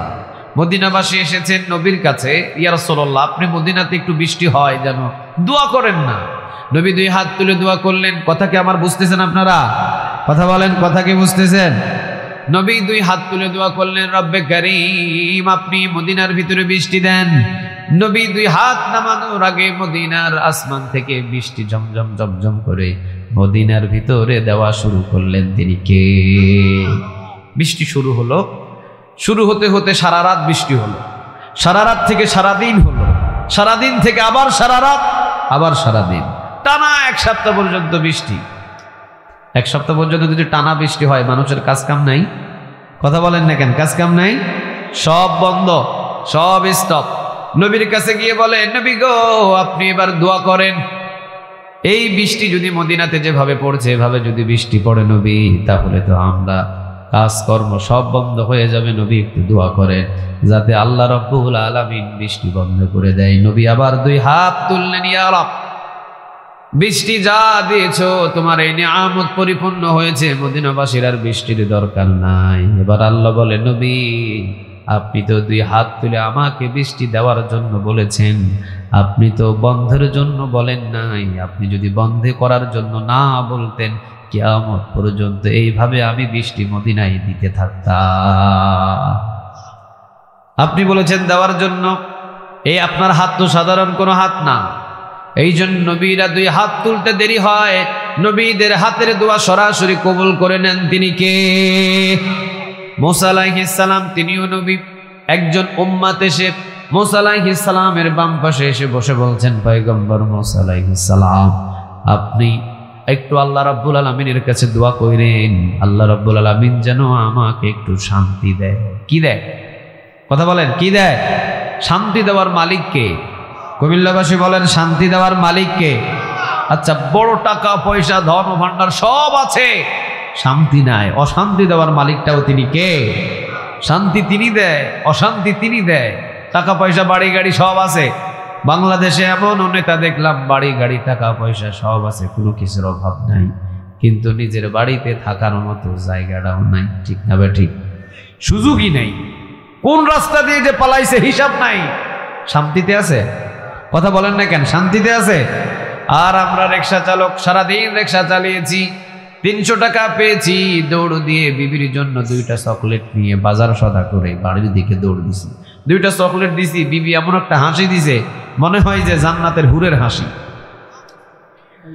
2টা চকলেট পায়া বিবি হাসি, হাসির পরে এবার বিবি আলু ভর্তা পাতলা ডাল দিয়ে মোটা চালের ভাত দিয়ে দিয়েছে। বাস ড্রাইভার সাহেব ভাত খাওয়ার পরে নিজে বিছানায় গিয়েছে, দেখে ইটের মতো শক্ত বালিশ, ইটের মতো শক্ত বালিশ মাথার নিতে দিয়ে ঘুমাইতে দেরি হয়েছে, ঘুম আসতে দেরি হয় নাই। একটু পরে এমন নাক ডাকানি শুরু হয়েছে ড্রাইভার সাহেবের, মনে হয় টাটা টাকের ইঞ্জিল ফেল। এই শান্তিটা কে দিছে তারে? আরো জোরে বলেন, কে? আল্লাহ। আমার দাদা একজন আছে, উনি এমবিবিএস ডাক্তার, রাজশাহী পপুলারে বসেন। ওনাকে একদিন জিজ্ঞাসা করলাম, চাচা কেমন আছেন, কাকা কেমন আছেন? উনি বলে, বেটা ভালো নাই। কেন ভালো নাই? কই রাতের বেলা ঘুম হয় না। কই আপনি ডাক্তার মানুষ, ঘুম হয় না মানে? কই বিদেশি ওষুধ খাই, এরপরে আমরা তাকায়া থাকি, ঘুম হয় না। আচ্ছা বলেন, আর চোখ থেকে ঘুম ওঠায় নিছে কে? আরো জোরে বলতে হবে, কে? অভাব নাই টাকার, অভাব নাই পয়সার, অভাব নাই বাড়ির, অভাব নাই গাড়ি, কিন্তু ঘুমটাই নাই। আর আমাদেরকে যেটাই খাই যেটাই করি, বালিশ নরম হোক আর শক্ত হোক, ঘুমাইতে দেরি হয়। নাক ডাকায় আমাদের 2 চোখে ঘুম দেন। আওয়াজ দিয়ে বলেন, তিনি কে? আল্লাহ। মুসা আলাইহিস সালাম তিনি বসে আছেন, আর তার উম্মত এসে বলছে, পয়গম্বর আপনি তো প্রতিনিয়ত আল্লাহর সাথে কথা বলেন, আপনি একটু আপনার আল্লাহকে বললেন আমাকে যেন শান্তি দেয়। আমি তো আপনার ধর্মের ভিতরে চলে এসেছি, কিন্তু আমার শান্তি নেই। এবার মুসা আলাইহিস সালাম তুর পর্বতে গিয়ে কথা বলা শেষ হলে আল্লাহকে বলছেন, আল্লাহ আমার একজন উম্মত নাম অমুক, সে আপনার কাছে শান্তি চায়, সে আপনার কাছে শান্তি চায়। ও রব্বে করিম, সে আপনার কাছে শান্তি চাই গো আল্লাহ, দয়া এবং মায়া করে আপনি শান্তি দিয়ে দেন। এই যে শান্তি দিয়ে দেন যখন বলেছে মুসা আলাইহিস সালাম, তিনি আল্লাহ সুবহানাহু ওয়া তাআলার কাছে যখন শান্তি চেয়েছেন তার উম্মতের জন্য, আল্লাহ সুবহানাহু ওয়া তাআলা বলছেন, যাও মুসা, আমি তাকে শান্তি দিয়ে দিলাম। আল্লাহু আকবার, যাও শান্তি দিয়ে দিলাম। মুসা আলাইহিস সালাম তিনি তুর পর্বত থেকে নেমে এসে কাছে গিয়ে বলছেন, তার বাড়িতে গিয়ে বলবেন যে তোমাকে শান্তি দিয়েছে আল্লাহ রাব্বুল আলামিন। এই খবরটা দেওয়ার জন্য তার বাড়ির দিকে রওনা দিয়েছে, দরজায় পা দিবেন। ইন দ্য মিন টাইম দরজার ওই পাশে থেকে কান্নার আওয়াজ, ছেলে কাঁদে, মেয়ে কাঁদে, বিবি কাঁদে, সবাই কাঁদে। কিরে কান্নার আওয়াজ কেন? কাছে গিয়ে দেখে যারা শান্তির জন্য আল্লাহ রাব্বুল আলামিনের কাছে দোয়া করেছিলেন ওই মানুষটা জীবিত নাই, ইন্তেকাল করেছে। কিরে শান্তির জন্য দোয়া করলাম, আল্লাহ বলল শান্তি দিয়ে দিচ্ছি, জীবিত নাই, মৃত, ব্যাপারটা কি? আল্লাহ সুবহানাহু ওয়া তাআলাকে বলছে, আল্লাহ এই অবস্থাতে কি শান্তি পাওয়া যায়? আপনি তাহলে দুনিয়া থেকে নিয়ে গেলেন, এটা কেমন শান্তি হলো ইয়া রব? আল্লাহ রাব্বুল আলামিন বলছেন, পয়গম্বর তোমার দামি হাত দিয়ে তার জন্য শান্তি চেয়েছো, আমি তো আল্লাহ রাব্বুল আলামিন তোমার হাতটাকে ছোট করতে চাই নাই। 2 দিনের শান্তি দিয়ে আমি আল্লাহ রাব্বুল আলামিন তোমার হাতটাকে ছোট করি নাই। এই জন্য মৃত্যু দিয়ে চিরস্থায়ী জান্নাতের শান্তি তাকে দান করে দিয়েছি। এই জন্য নবীরা হাত তুলতে দেরি হয়, নবীদের হাতের দোয়া কবুল করেন তিনি কে? আরো জোরে বলেন তিনি কে? আল্লাহ রাব্বুল আলামিন এই জন্য বলছেন, লাকাদ খলাকনাল ইনসানা ফি আহসানি তাকওয়িম, সবচাইতে অবয়ব সুরত দিয়ে, গঠন দিয়ে আমি আল্লাহ মানুষকে সৃষ্টি করেছি। নূহ আলাইহিস সালাম তিনি আল্লাহর কাছে দোয়া করলেন, আল্লাহ আমার সব কওমদেরকে আপনি ধ্বংস করে দেন। আল্লাহ বললেন কিস্তিতে ওঠো, নৌকাতে ওঠো। নৌকাতে উঠলেন, 40 দিন 40 রাত প্লাবন, সব মানুষদের ধ্বংস করে দিলেন। নূহ আলাইহিস সালামকে জ্যোতি পাহাড়ে কিস্তি লাগানোর পর আল্লাহ বললেন, জ্যোতি পাহাড়ে নৌকা লাগানোর পরে বললেন নৌকা থেকে নামো। নামলেন, আল্লাহ বললেন, পয়গম্বর নূহ তোমার তো এখন আর কোনো কাজ নাই, একটু হাঁড়ি পাতিল বানাও। কি বানাও? সবাই বলেন কি বানাও? হাঁড়ি বানাও, পাতিল বানাও। যেই কুমারগুলো বানাই তুমি একটু হাঁড়ি এবং পাতিল বানাও। নূহ আলাইহিস সালাম বললেন, আল্লাহ কত হাজার বানাবো, বানাইতেই থাকো। বানানো শুরু করলেন, 1 মাস বানালেন, 2 মাস বানালেন, 3 মাস বানালেন। বানাতে বানাতে অনেক হাঁড়ি পাতিল গুলো বানালেন, চুন কাম করে সুন্দর করে যত্ন করলেন, চকচকে করলেন, রোদেতে শুকাইলেন, বৃষ্টির পানি আসলে ঘরের ভিতরে ঢুকালেন। 6 মাস টানা মজবুত সুন্দর করে শ্রম ঘাম দিয়ে হাঁড়ি পাতিল বানালেন। আল্লাহ রাব্বুল আলামিন বললেন, পয়গম্বর নূহ হাতের ভিতরে যেই লাঠি আছে এই লাঠি দিয়ে সব তোমার হাঁড়ি পাতিল গুলো রে ভেঙে দাও। নূহ আলাইহিস সালাম হাতের লাঠি দিয়ে আল্লাহর যত হুকুম মানতেই হবে, হাতের লাঠি দিয়ে সব হাঁড়ি পাতিল গুলো ভেঙে দিলেন। বানালেন 6 মাস কষ্ট করে নিজে, এখন ভেঙে দিলেন। ভেঙে দিয়ে মনটা খারাপ করে উনি বসে আছে। আল্লাহ ডাক দিয়ে বলতেছে, কিরে নূহ তোমার মন বেজার না? মন খারাপ কেন? কি জন্য তোমার মন বেজার? কি কারণে মন বেজার করে বসে আছো পয়গম্বর নূহ?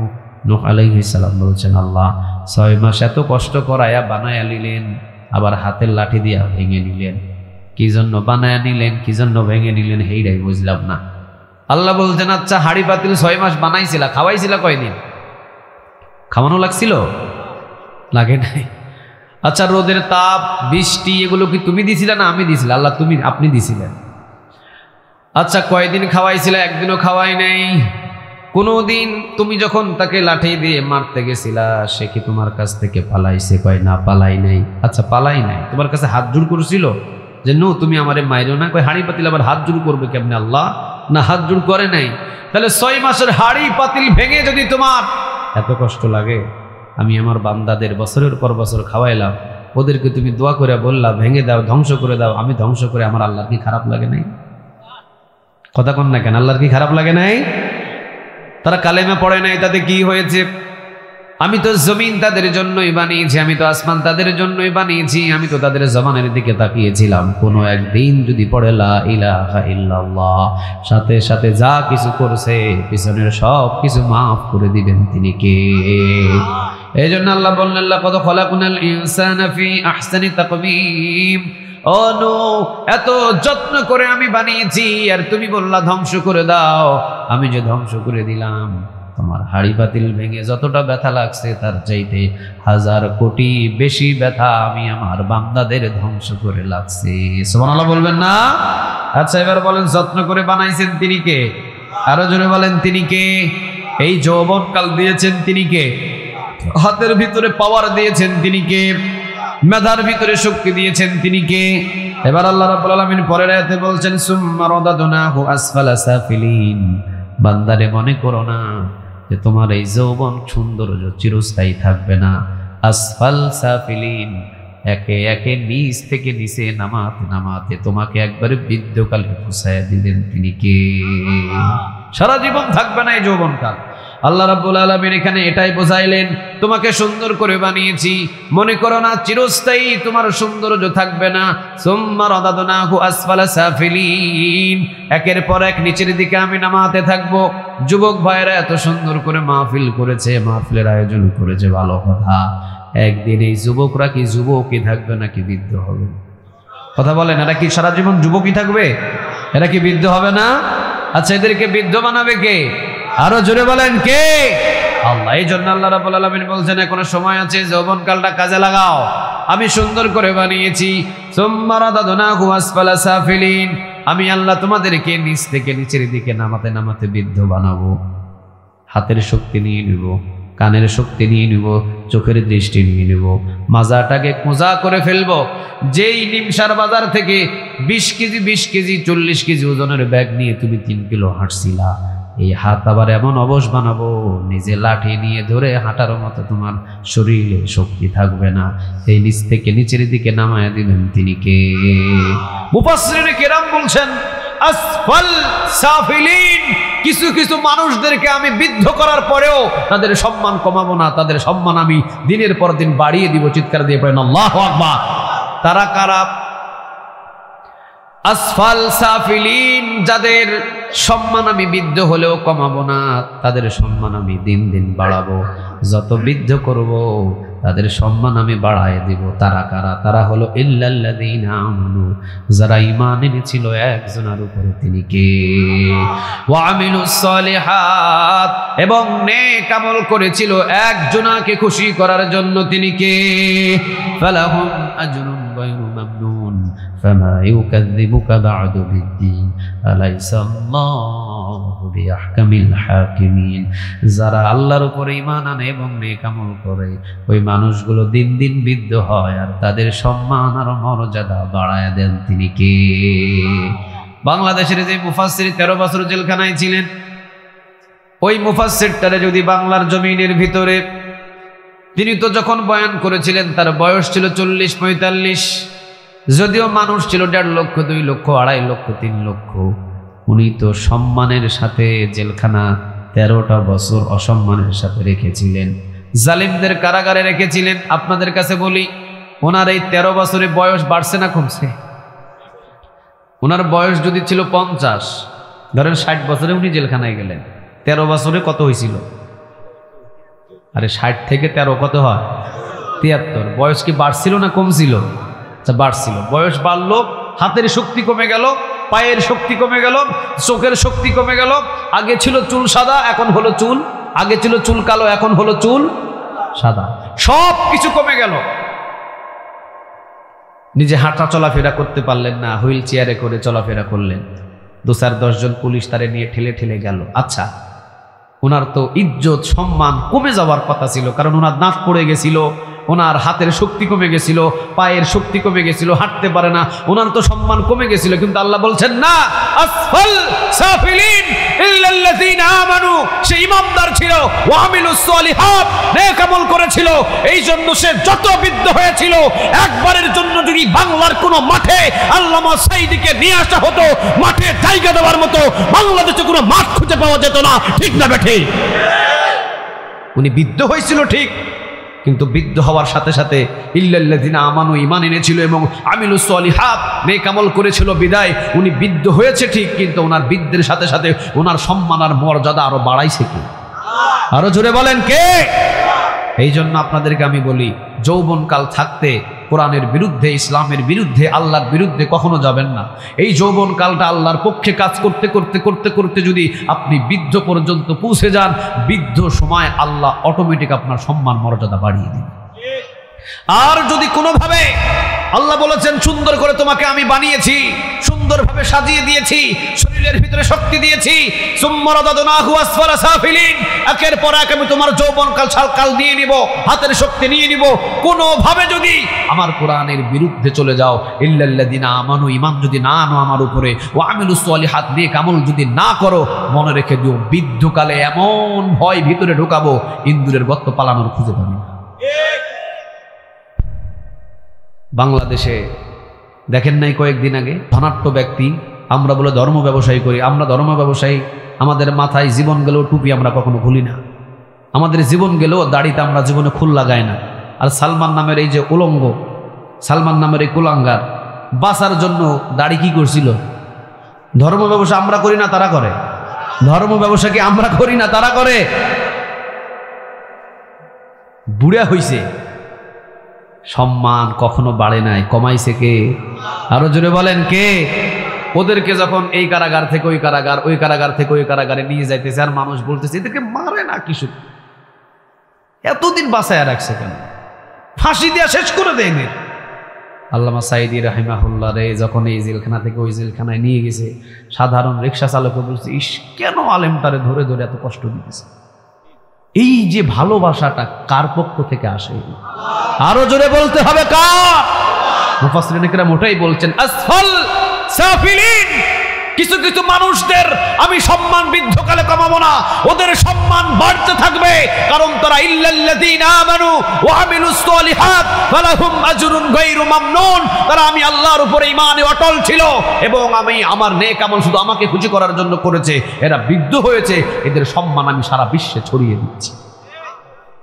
আল্লাহ রাব্বুল আলামিন যেন আমাদেরকে এই সূরা আত-তিনের আয়াতগুলো থেকে বুঝদান করে আমল করার তৌফিক দান করে, বলেন আমিন। আরো জোরে বলেন আমিন। শুধু যৌবন আছে বিধায় কোরআনের বিরুদ্ধে কথা বলবেন, আল্লাহর বিরুদ্ধে কথা বলবেন, মাহফিলের বিরুদ্ধে কথা বলবেন, মসজিদ ভেঙে ফেলবেন, অমুক ভেঙে ফেলবেন না ভাই, যৌবন চিরস্থায়ী থাকবে না। সুম্মা রাদাদনাহু আসফালা সাফিলিন, এই যৌবনটা আপনার কাছ থেকে আবার ছিনিয়ে নিবে তিনি কে? আল্লাহ সুবহানাহু ওয়া তাআলা আমাদের সবাইকে কবুল করুক, বলেন আমিন। ওয়া আখিরু দাওয়ানা আনিল হামদুলিল্লাহি রাব্বিল আলামিন। দীর্ঘ রাত পর্যন্ত কথা বলার অভ্যাস কম এবং আপনারা অনেক সময় বসে আছেন আমি জানি, এই জন্য অনেক কষ্ট হয়েছে আপনাদের। ছোট্ট একটা সূরা থেকে যতটুকু কথা বললাম, আমাদেরকে আমল করার একটু সুযোগ করে দিক, তৌফিক দান করুক, বলেন আমিন। হুজুর নাই, হুজুর চলে গেছে। তবে আজকের আপনাদের এই চলে আসেন, আরে কোথায় যাব মিয়া? হুজুর আসেন, চলে আসেন, আপনি রিসিভ করার লোক থাকেন। আর ওনারা যেভাবে রিসিভ করে নিয়ে আসছে, যেভাবে বসাইছে, যেভাবে খাওয়াইছে, যেভাবে স্টেজে উঠাইছে, আমি দোয়া করি আল্লাহ সুবহানাহু ওয়া তাআলা যেন এই সকল যুবকদেরকে খালিদ বিন ওয়ালিদের মতো কবুল করে। আল্লাহুম্মা ربنا ظلمنا أنفسنا وإن لم تغفر لنا وترحمنا لنكونن من الخاسرين ربنا لا تزغ قلوبنا بعد إذ هديتنا وهب لنا من لدنك رحمة إنك أنت الوهاب اللهم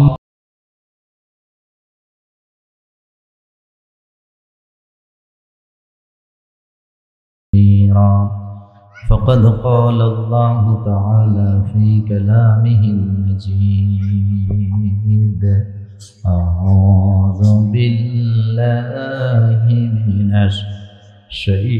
الشيطان الرجيم بسم الله الرحمن الرحيم إن الله وملائكته يصلون على النبي يا أيها الذين آمنوا صلوا عليه وسلموا تسليما شكر درود إبراهيم اللهم صل على محمد وعلى آل محمد كما صليت على إبراهيم وعلى آل إبراهيم إنك حميد مجيد اللهم بارك على محمد وعلى آل محمد كما باركت على إبراهيم وعلى آل إبراهيم إنك حميد مجيد সকল প্রশংসার মালিকানা কার? আপনারা কি আল্লাহর সাথে রাগ করছেন? তো আল্লাহ শব্দটা আসতে হবে না জোরে হবে? একটু চিৎকার দিয়ে বলেন তো, বিশাল আকাশ কার? জমিন কার? আইন চলবে কার? প্রশংসা করবেন কার? সে আল্লাহর জন্য সকলে পড়েন আলহামদুলিল্লাহ। রব্বানা লাকাল হামদ হামদান কাসীরান তাইয়্যিবান মুবারাকান ফীহি। আমরা আমাদের মনিবের দরবারে সেজদা অবনত হয়ে মুনাজাত করছি, আল্লাহ দয়া করে আজকের এই কোরআনের মাহফিলকে আপনি কবুল করেন। এই গ্রামে, এই পাড়ায়, এই মহল্লায় জানা অজানা নতুন পুরাতন যত কবর আছে আল্লাহ সকল কবরে আযাব মাফ করে দেন। যারা অসুস্থ আল্লাহ তাদেরকে সুস্থতা দান করেন। কৃষ্ণপুর গ্রামবাসীর উদ্যোগে এটি ৪র্থ বার্ষিক তাফসীরুল কোরআন মাহফিল। সভাপতিত্ব করছেন আমাদের অত্যন্ত পরিচিত মুখ জনাব হাজী শফিক উদ্দিন আহমেদ। আজকের প্রোগ্রামে সভাপতিত্ব করছেন আমাদের অত্যন্ত কাছের মানুষ, বিশেষ করে আমার খুব প্রিয় একজন মানুষ, মাওলানা আব্দুস সবিউল হাফিজাহুল্লাহ, শিক্ষক, কসবা মহিলা মাদ্রাসা খতিব, কৃষ্ণপুর কেন্দ্রীয় জামে মসজিদ। আজকের প্রোগ্রামে অনেক আলোচক দাওয়াত দিয়েছেন আপনারা। হজরত মাওলানা সাইফুল ইসলাম, হজরত মাওলানা আবু সালেহ মোহাম্মদ ইয়াসিন, খন্দকার মোহাম্মদ তৌহিদুল ইসলাম, হাফেজ মাওলানা ইব্রাহিম খলিলুল্লাহ, হাফেজ মাওলানা মিনহাজুল আবিদিন, হজরত মাওলানা আব্দুর রহমান। আমার আগে লম্বা সময় যিনি কথা বলেছেন বিশিষ্ট ইসলামী চিন্তাবিদ, মুফাসসিরে কোরআন বা দলিল, তিনি আলোচনা করেন হজরত মাওলানা হিফজুর রহমান নাঈম। আজকে পোস্টারের সৌজন্যে আছেন আম্মার হোসাইন আফ্রিদি, সাবেক ছাত্র নেতা। আয়োজনে কৃষ্ণপুর যুব সমাজ। আল্লাহ আপনি দয়া করে সকলকে মাফ করে দেন। আমি আপনাদের সামনে 3টি বিষয়ের উপরে কথা বলবো, তারপরে আমি আমার আলোচনাটা শেষ করব ইনশাআল্লাহ। প্রথম যে বিষয়টি সেটি হলো পৃথিবীর আদালতে, পৃথিবীর বিচার আচারে বাপের পরিচয় দিয়ে, ছেলের পরিচয় দিয়ে, ভাইয়ের পরিচয় দিয়ে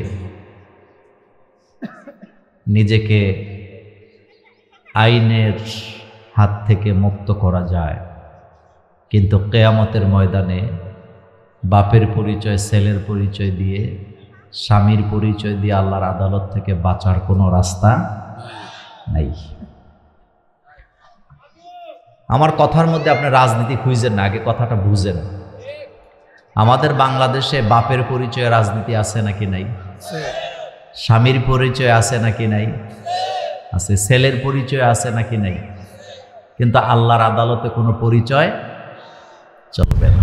আপনি নিজের পরিচয় দিয়ে আল্লাহর কাছে বাঁচতে হবে। আমার কলিজার ভাইয়েরা, দুনিয়াতে বাপ যদি ক্ষমতাসীন হয়, মন্ত্রী হয়, এমপি হয়, গাঁজা সহ কোন ইয়াবা সহ যদি ধরা পড়ে যায়, অস্ত্র সহ যদি ধরা পড়ে যায়, থানায় যখন নেওয়া হয়, বাপের নাম বলে মুক্ত পাওয়া যায়। কিন্তু আল্লাহর আদালতে বাপের পরিচয় দিয়ে মুক্তি পাওয়ার কোনো রাস্তাই খোলা নাই। এটা কার কথা?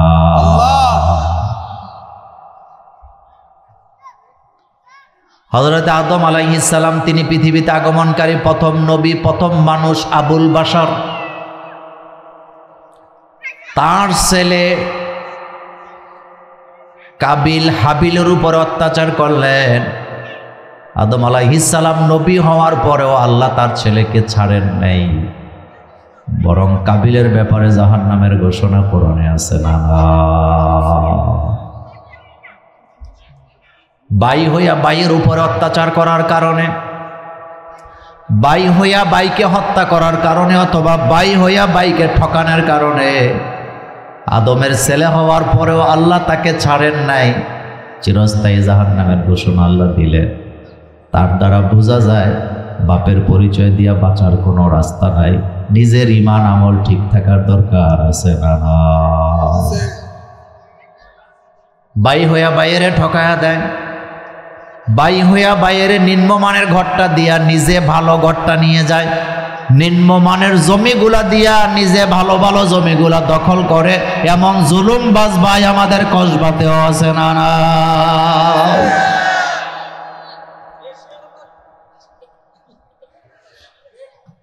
কাবিল হাবিলের সামনে যায় বলতেছে লা আক্তুলান্নাকা, আমি তোরে হত্যা করব।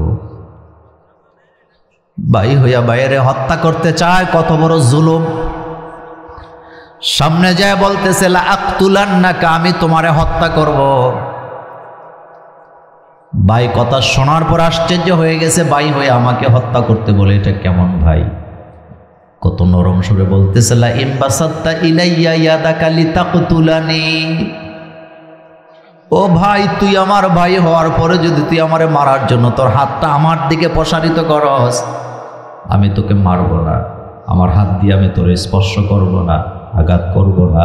ইন্নী আখাফুল্লাহ, কারণ আমার হৃদয়ের ভিতরে আল্লাহর ভয় আছে না?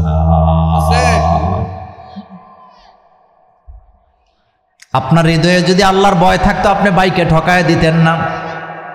আপনার হৃদয়ে যদি ঈমান মজবুত হতো আপনি কখনো বোনদের অংশ মাইরা খাইতেন না। ভাইকে ঠকায় দেয় বোনকে, বোনের উপরে জুলুম করে, এমন অত্যাচারী ভাই সমাজে সমাজে আছে না? কথা কি বলবো? বলার জন্যই তো আনছেন, কথা কি বলবো? এমন ভাই আপনাদের কৃষ্ণপুরে নাই? কথা বলেন।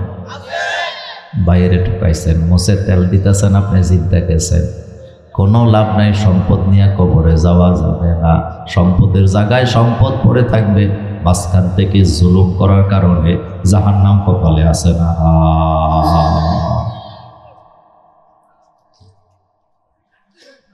এবার হাবিল কি বলতেছে শোনেন।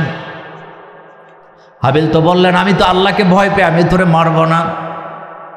তিনি আরো বলতেছেন ইন্নী উরিদু আন তাবু, আমি এরাদা করলাম বি ইসমি ওয়া ইসমিকা ফাতাকুনা মিন আসহাবিন নার, তুই আমাকে মারস যদি আমার অপরাধ তোর অপরাধ একসাথে কাঁধে নিয়ে তুই জাহান্নামে যাবি।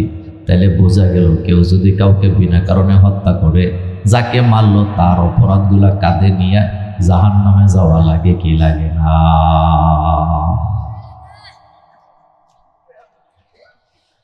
দুই নম্বর, স্বামীটা যদি এমপি হয়, স্ত্রীর আইনা এলাকায় চেয়ারম্যান উপজেলা চেয়ারম্যান বানায়, তার মানে স্বামীর পরিচয় স্ত্রীর রাজনীতি করে।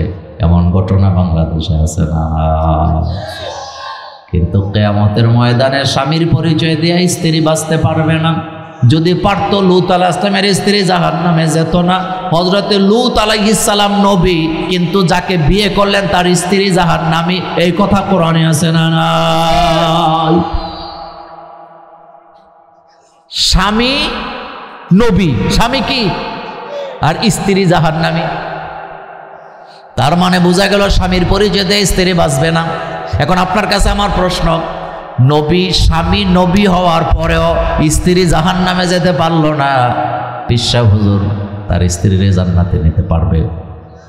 আস্তে কইছেন তো, স্ত্রীর যদি না পারে আপনারা পারবো কেমনে? নবী হইয়া নিজের স্ত্রীর জান্নাতে নিতে পারে না, ঈমান আমল ঠিক নাই বলে। আর আপনি মুছে তেল দিতেছেন, আপনাকে আপনার পিসা হুজুর জান্নাতে নিয়ে যাবে, এটা বোকা মানুষ ছাড়া কেউ চিন্তা করতে পারে না। কারণ কিয়ামত এত ভয়াবহ হবে, কেউ কাউকে জান্নাত দেওয়ার ক্ষমতা নাই।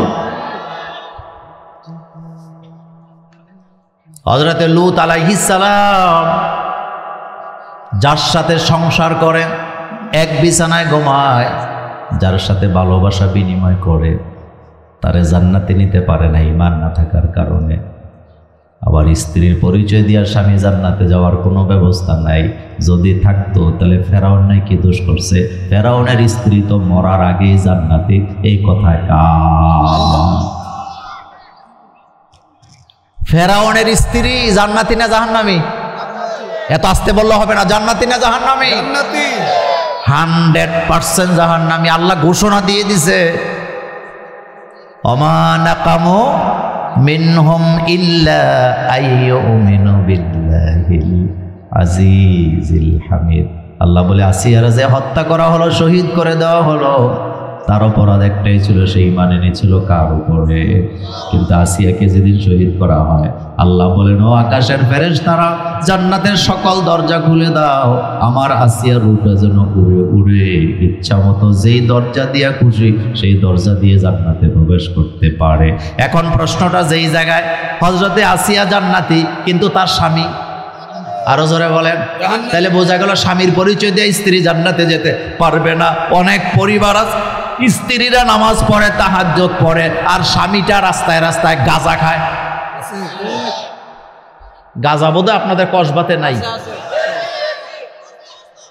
হ্যাঁ, আছে না নাই? আমার কলেজার ভাইয়েরা, কারো পরিচয় দিয়া কেউ জান্নাতে যেতে পারবে না। বাতিজার পরিচয় দিয়া চাচা জান্নাতে যেতে পারবে না।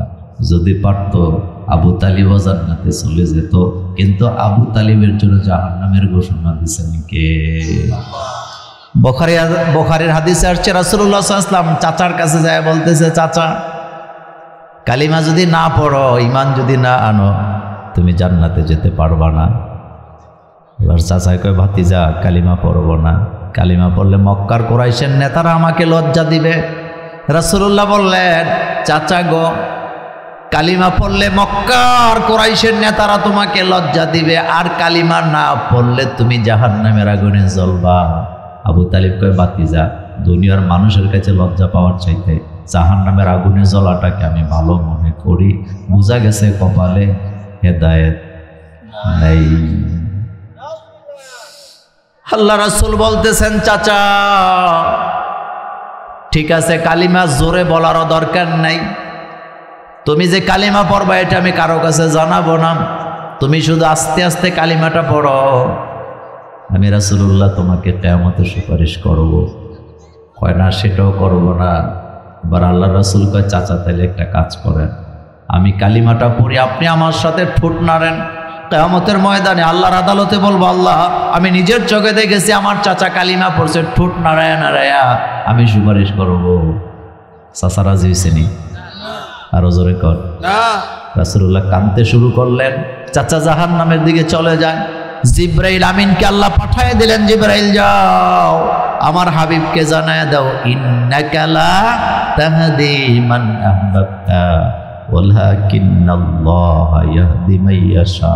হাবিব আপনি চাইলেই তো যারে তারে ভালোবাসা দিয়ে হেদায়েত দিতে পারবেন না। হেদায়েতের চাবিটা কার কাছে? মসজিদওয়ালা বাড়ির লোক মসজিদে খুঁজে পাওয়া যায় না, এমন মানুষ আছে না নাই? কপালে কি নাই? আপনাদের এই গ্রামের নাম কি? কৃষ্ণপুরের লোকেরা গেছে কোটি সমনি আত্মীয়তা করার জন্য, ছেলে দেখতে গেছে, মেয়ে দেখতে গেছে। লোকেরা জিজ্ঞেস করে, তোমাদের বাড়ি কই? কয় কসবা। কয় কোন গ্রাম? কয় কৃষ্ণপুর। কোন বাড়ি? কয় মসজিদুল্লাহ বাড়ি। কোথাও গেলে অহংকার করে, আমাদের বাড়িতে মসজিদ আছে, আমাদের বাড়িতে মাদ্রাসা আছে, আমার দাদা মসজিদে জায়গা দিয়ে গেছে, আমার আব্বা মসজিদে জায়গা দিছে। অথচ এই মসজিদুল্লাহ বাড়ির লোকগুলা 5 বেলা মসজিদে আজান হয়, তাদের চেহারাগুলি মসজিদে খুঁজে পাওয়া যায় না, এমন বাটপার আছে না? খেতে মসে তেল দিতে আছে, মসজিদুল্লাহ বাড়ি জান্নাত ঠেকায় কে?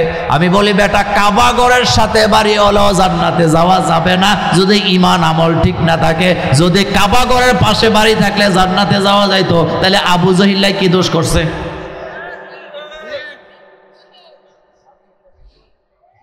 ছেলে মাদ্রাসায় পড়ায় কিন্তু নিজে পর্দা করে না, নামাজও পড়ে না, এমন মা কসবা এলাকায় নাই? আছে? আসেনি? ছেলে কই দিছে? মাদ্রাসা। আপনাদের এই এলাকায় অনেকগুলো মাদ্রাসা আছে না? ছেলে কোথায় দিছে? কিন্তু নিজে নামাজও পড়ে না, পর্দাও করে না। লোকেরা বলতেছে ঘটনা কি, ছেলে মাদ্রাসায় দিছো, নামাজ পড়ো না, ইমানও রাখো না, ঠিক মতো পর্দাও তো করো না। এর লেগেই তো মাদ্রাসায় দিছি, যাতে করে কিয়ামতের ময়দানে ছেলের হাত ধরে জান্নাতে যেতে পারি। আমি বলি মোছে তেল দিয়ে কোনো লাভ নাই, কিয়ামতের ময়দানে কেউ কারো হাত ধরে জান্নাতে যাওয়ার সুযোগ নাই।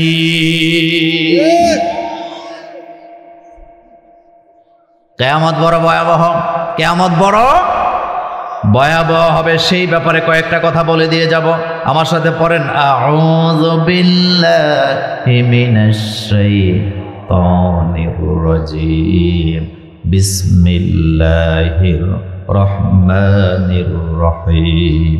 ইয়া আইয়ুহান নাসু ইত্তাকু রাব্বাকুম ইন্না যালযালাতাস সাআতি শাইউন عظيم يوم ترونها تذهل كل مرضعة عما أرضعت وتضع كل ذات حمل حملها وترى الناس سكارى وما هم بسكارى ولكن عذاب الله شديد। মনোযোগ আছে আপনাদের? কি ভয়াবহ কথা আল্লাহ এখানে বললেন, কি ভয়ানক কথা আল্লাহ পাক বললেন। সূরাতুল হজ, কোন সূরা? সূরাতুল হজ। প্রথম আয়াতে আল্লাহ পাক বলছেন ইয়া আইয়ুহান নাস, ও মানব জাতি। এই আয়াত শুধু মুসলমানের জন্য আল্লাহ নাযিল করে নাই, মুমিনের জন্য করে নাই, সমস্ত মানুষের জন্য নাযিল করছে কে? আল্লাহ। কোরআনের অসংখ্য মেসেজ আল্লাহ সবার জন্য নাযিল করছে। ইয়া আইয়ুহান নাস, ও দুনিয়ার মানুষেরা, ইত্তাকু, ভয় করো, রব্বাকুম, তোমাদের প্রতিপালককে, তোমাদের রবকে। ইন্না জালজালাতাস সাআতি শাইউন আযীম, যখন ভূমিকম্পের মাধ্যমে পৃথিবীটাকে আমি আল্লাহ ধ্বংস করে দিব, ভয়ানক ভূমিকম্প দিবেন কে? জালজাল শব্দের অর্থ হলো কম্পন হওয়া, কম্পমিত হওয়া। আমাদের বাংলাদেশে ভূমিকম্প হয়, একজন টের পাইলে আরেকজন পায় না, স্বামী টের পাইলে স্ত্রী পায় না, একজন আরেকজনের জায়গায় ভূমিকম্প নাকি হয়েছে, কয় তুমি কি মরে আসিলা নাকি, কয় এত আসতে হইলে টের পাই কেমনে। অথচ আল্লাহ বলেন এত ভয়ানক ভূমিকম্প সেদিন হবে। এই যে আমার আগে বক্তা এই ব্যাপারে কিছু কথা বলে গেছে, আমি ওইটা আলোচনা টানবো না, আমি ভিন্ন ব্যাপারে আপনাকে আলোচনা শোনাতে এসেছি। তাইলে বোঝা গেল পৃথিবীটা যিনি সৃষ্টি করছেন তিনি আবার ভূমিকম্পের মাধ্যমে পৃথিবীটাকে ধ্বংস করে দিবেন, এটা কার কথা? যখন কিয়ামত হবে অবস্থাটা কি হবে আল্লাহ পাক বলছেন ইয়াউমা তারাউনাহা তাযহালু কুল্লু মুরদিআতিন আম্মা আরদাআত, সেদিন দেখতে পাবা দুধ দানকারিণী মা নিজের দুধের বাচ্চার কথা ভুলে যাবে, মনে রাখতে পারবে না। নিজেকে বাঁচাবার জন্য আল্লাহর গজব আর আযাব থেকে নাফসি নাফসি বলে চিৎকার করবে, দুধের বাচ্চার কথা তার মনেই থাকবে না। এটা কার কথা? কসবা থেকে ঢাকা যাবে, মা বাসে উঠছে, কোটি সমনি থেকে বাসে উঠছে, ঢাকা যাবে, বাস ভর্তি মানুষ, দুধের বাচ্চাওয়ালা মা। বাচ্চা চিল্লান দিলে মা পর্দার আড়ালে রেখে বাচ্চারে দুধ দেয়, এরপরও বাচ্চার দুধের কথা বলে যায় না। কোথাও দাওয়াত খাইতে যায় না, দুধের বাচ্চা ফালায়া মা। আপনি জিজ্ঞেস করে দেখেন দুধের বাচ্চাওয়ালা আমাদেরকে চলো দাওয়াত খাইতে যাব কুমিল্লা, বাচ্চাটা করে রেখে যাও, রাজি হইবনি? আসতে কইছে রাজি হবে, কারণ এটা মা। উঠানে দান দিছে, বৃষ্টি আসে, বাচ্চা ঘরের ভিতরে দুধের জন্য কান্না করতেছে। এত ভয়ানক বিপদের সময়ও মা বাচ্চার কথা ভুলে যায় না। আর আপনার রব, আমার রব আল্লাহ বলতেছে ইয়াউমা তারাউনাহা, সেদিন দেখতে পাবা তাযহালু কুল্লু মুরদিআতিন আম্মা আরদাআত, সেদিন দুধের বাচ্চা, দুধ দানকারিণী মা তার দুধের বাচ্চার কথা মনে রাখতে পারবে না, নিজেকে বাঁচাবার জন্য ব্যস্ত হয়ে যাবে। এতটুকু বলে আল্লাহ শেষ করেন। আল্লাহ পরে বলছেন ওয়াতাদাউ কুল্লু যাতি হামলিন হামলাহা, সেদিন দেখতে পাবা গর্ভধারিণী মা তার বাচ্চা পেটের ভিতরে ধরে রাখতে পারবে না। মায়ের পেটকে কোরআনের ভাষায় বলা হয়েছে ফি কারারিম মাকিন, এটা এত সুরক্ষিত জায়গা যেই জায়গায় শয়তানের কোনো অসওয়াসা পৌঁছতে পারে না। সেই বাচ্চা মা পেটের ভিতরে ধরে রাখতে পারবে না। জমিনের কাপড়ের চোটে প্রত্যেকটা নারী গর্ভপাত হয়ে বাচ্চাগুলা বেরিয়ে যাবে। এটা কার কথা? আল্লাহ পাক বলছেন ওয়াতাদাউ কুল্লু জাতি হামলিন হামলাহা, সেদিন প্রত্যেকটা হামেলা মহিলার গর্ভপাত হয়ে যাবে, পেটের ভিতরে বাচ্চাকে ধরে রাখতে পারবে না। এরপরে আল্লাহ পাক বলছেন ওয়াতারান্নাসা সুকারা, সেদিন দেখতে পাবা মানুষগুলা নেশাগ্রস্ত পাগলের মতো ছুটাছুটি করতেছে। সুকার শব্দের অর্থ দুইটা, একটা হলো পাগল আর একটা হলো নেশাগ্রস্ত। নেশা করলেও মানুষ পাগল হয়। আল্লাহ পাক বলেন ওয়াতারান্নাসা সুকারা, সেদিন প্রত্যেকটা মানুষ পাগলের মতো দিক বিদিক দৌড়াতে থাকবে। ওমা হুম বিসুকার, আল্লাহ বলেন কিন্তু তোমরা তাদেরকে পাগল মনে করো না, আসলে তারা পাগল না, নেশাও করে নাই, তাহলে তারা ছুটাছুটি করতেছে কেন? আল্লাহ পাক বলছেন ওয়ালাকিন্না আযাবাল্লাহি শাদীদ, আল্লাহর ভয়ানক আযাবের ভয়ে মানুষগুলা পাগল হয়ে যাবে। আল্লাহু আকবার বলো মিয়া। এখন আপনাদের কাছে আমার 4টা প্রশ্ন। কয়টা? 1 নাম্বার প্রশ্ন, বলেন তো এই পৃথিবীতে মানুষেরা সবচেয়ে বেশি ভালোবাসে কাকে? আল্লাহকে বাদ দিয়ে বলেন। মনোযোগ আসেনি? প্রশ্ন 4টার উত্তর। 1 নাম্বার, পৃথিবীতে মানুষ সবচেয়ে বেশি ভালোবাসে কাকে?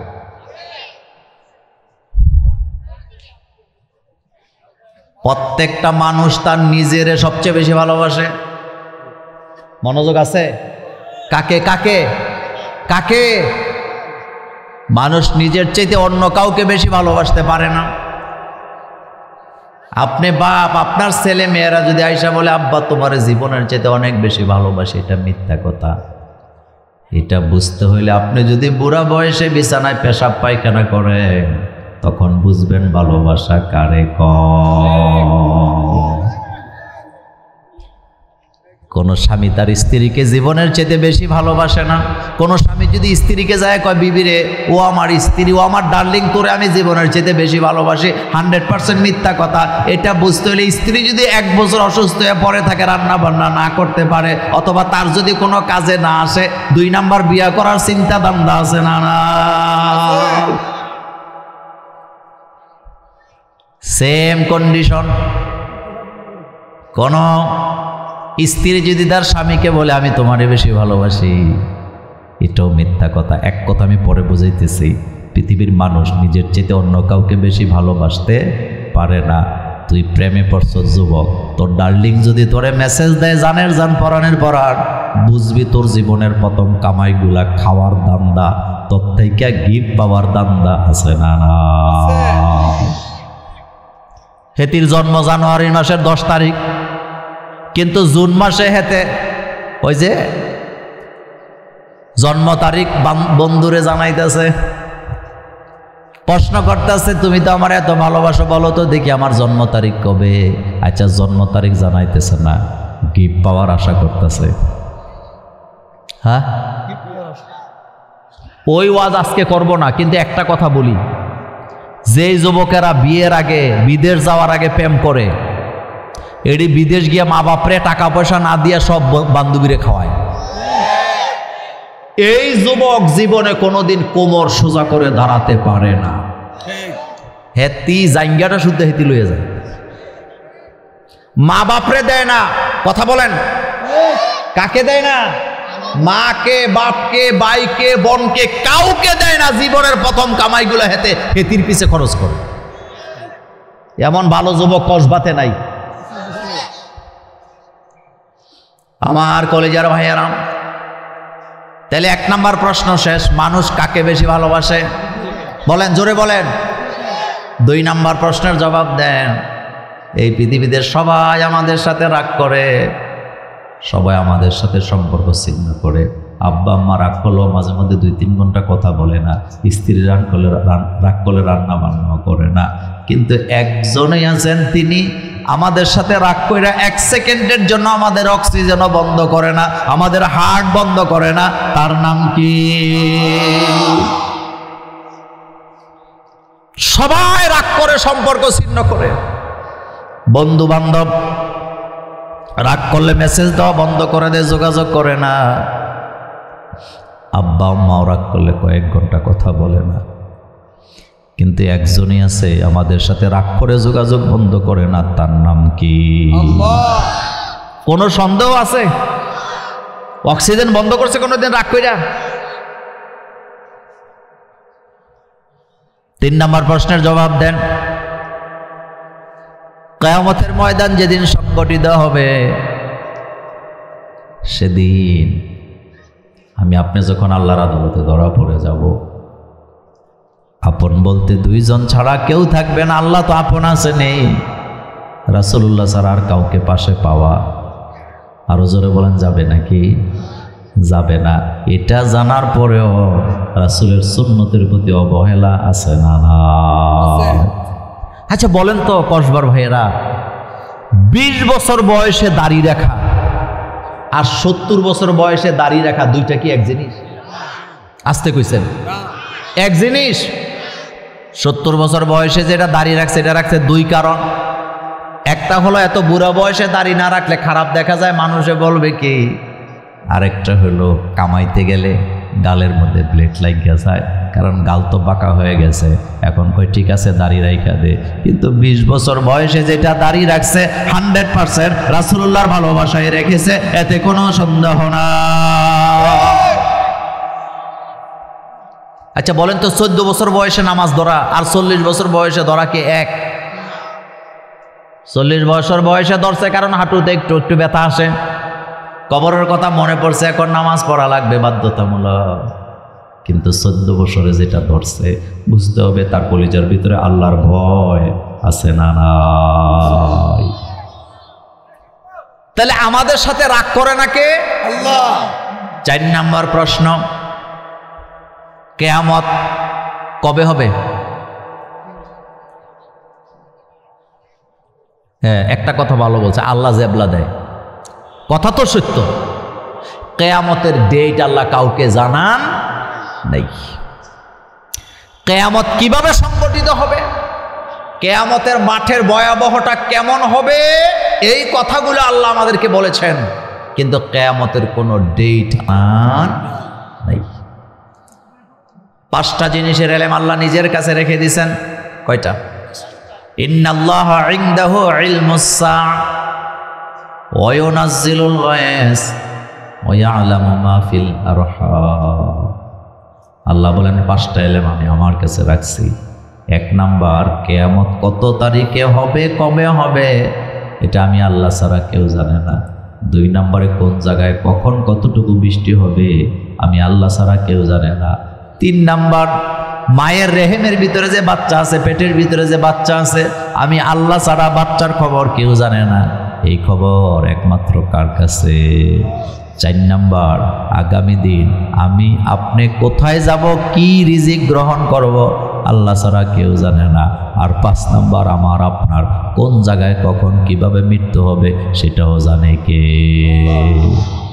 পানিতে পড়ে বাচ্চা মারা যায়, লোকেরা মায়েরে গালাগালি করে যে মহিলা ছেলের দেখে রাখলো না কেন, কথা ঠিক না? পানিতে পড়ে যদি বাচ্চা মারা যায়, কারে দোষী করে?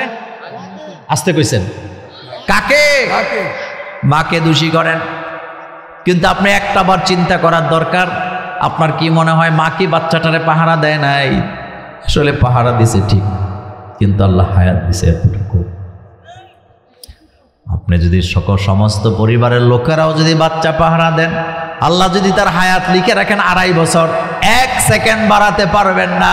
যেদিন পানিতে পড়ে মারা যাবে, সেদিন বাড়ির সকল লোকদেরকে আল্লাহ এমনভাবে ভুলাইয়া রাখে, ফাঁক দিয়ে বাচ্চাটা পানিতে পড়ে মরে যায়। লোকেরা কয় মা দেখে রাখে নাই, অথচ সিদ্ধান্তটা ছিল কার? কুমিল্লা মুরাদনগর সুসুন্ডা একটা গ্রাম আছে, ওই গ্রামের একজন লোকের 5টা মেয়ের পরে একটা ছেলে হয়েছে। কয়টা মেয়ে? 5টা মেয়ে।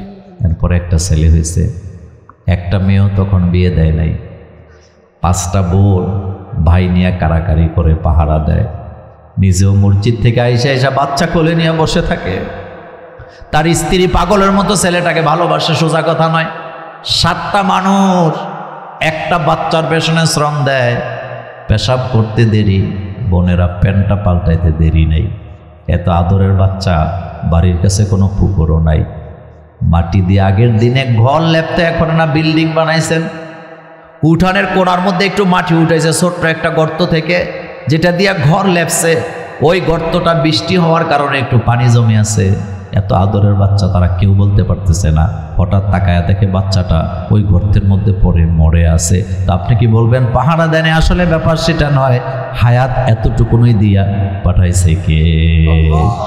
এক কথায় বুঝাই দেই, আপনি যদি আপনার ছেলেটাকে সিন্ধুকে তালা দিয়েও রাখেন, হায়াত যদি না থাকে 1 সেকেন্ড আপনি তার হায়াত বাড়াতে পারবেন না। দিনাজপুর গেলেও নিরাপদে ফেরত আসবে যদি হায়াত থাকে। আর হায়াত না থাকলে কসবাওয়া যাওয়া লাগবে না। ঘরের ভিতরেও মৃত্যু আছে না নাই? আমরা অনেক সময় বলি আরে ওখানে যদি না যাইতো। ঝগড়া করতে যায় নাই, জাস্ট ঝগড়া দেখতে গিয়ে মারা গেছে, এরকম ঘটনা আপনারা জানেন না? আছে। ঝগড়া করতে গেছে না দেখতে গেছে, কিন্তু আমি নিজে দেখছি। ঝগড়া করি না, ঝগড়া করতেছে, এদিক থেকে দিক থেকে গুলি মারতেছে, সেটা মারতেছে, এটা মারতেছে, কিন্তু নিরপরাধ মানুষ দেখতে যে মারা গেছে। তার মানে বুঝে গেল তার হায়াত নাই। আল্লাহ বলেন আমি ছাড়া হায়াতের খবর কেউ জানে না। আপনাদের কপালে চুমো দিয়ে বলে যায় আপনি বুড়া হইবেন, তারপরে মারা যাবেন, এই চিন্তা মাথা থেকে দূর করেন। বরং যে কোনো সময় মালাকুল মউত আমাদের সামনে আসতে পারে কি পারে না। কবি আফসোস করে বলেছেন সেহেল সালে আমরে আজিজাত গুজার, সেহেল সালে আমরে আজিজাত গুজার, মেজাজে তো আজহা লতিফলে নেগার। কবি বলেন আমার জীবন থেকে 40টা বছর চলে গেছে। কয় বছর? এখন আমি খেলাধুলা নিয়ে ব্যস্ত আছি, টেলিভিশন নিয়ে, মোবাইল নিয়ে পড়ে আছি, অথচ আমার মাথার ভিতরে এখনো আখিরাতের চিন্তা আসে না। এমন মানুষ আছে না? নাই। সেই মানুষগুলাকে আল্লাহ পাক সতর্ক করছেন। কি বলে? আল্লাহ পাক বলেন অতাদাউ কুল্লু জাতি হামলিন হামলাহা, কিয়ামত যখন সংগঠিত হবে দেখতে পাবা পেটের ভিতরের বাচ্চা বেরিয়ে পড়ে যাবে। অতারন্নাসা সুকারা, মানুষগুলা পাগলামি করবে, পাগল হয়ে যাবে। ওমা হুম বিসুকার, আসলে তো মানুষগুলা পাগল না, তাহলে পাগলামি কেন করে? একমাত্র আল্লাহর আযাবের ভয় হৃদয়ের ভিতরে আছে না? বর্তমানে সূর্য একটা মুখ দিয়া জমিনের দিকে তাপ দেয়। কিয়ামতের ময়দানে সূর্য তাপ দিবে 18টা মুখ দিয়া, জমিনটা তামা হয়ে যাবে। মানুষগুলো আদমের কাছে যায় বলবে ইয়া আবাল বাশার, ও আমাদের আব্বা, কিয়ামতের ভয়াবহ আযাব আমাদের বরদাস্ত হয় না, আপনি তো আমাদের আদি পিতা আব্বা। আল্লাহর বলেন না বিচারটা করে দিতে। আদম আলাইহিস সালাম বলবে আজকে তিনি কাহার হয়ে বসে আছে, রাগান্বিত হয়ে বসে আছে, আমি আদমের সাহস নাই তার সামনে দাঁড়ায় কথা বলতে পারি। নূহ আলাইহিস সালামের কাছে যাবে, রাজি হবে না। ইব্রাহিম আলাইহিস সালামের কাছে যাবে, রাজি হবে না।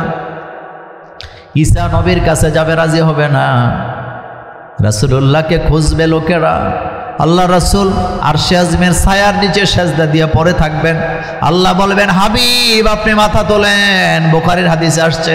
আল্লাহ বলবে হাবিবকে আপনি মাথা তোলেন, আপনি আমার কাছে সুপারিশ করেন, আমি আল্লাহ অপেক্ষা করছি, আপনি সুপারিশ করবেন, আপনার সুপারিশ আমি নবী, আল্লাহ আজকে নবীর সুপারিশ কবুল করব। নবীকে ভালোবাসেন ঠিক মুখে মুখে, কিন্তু রাসূলুল্লাহ রেখে যাওয়া দিন নিয়া দুনিয়াতে কত খেলামেলা চলে, আমাদের গায়েই যেন লাগে না এমন মুসলমান আছে না?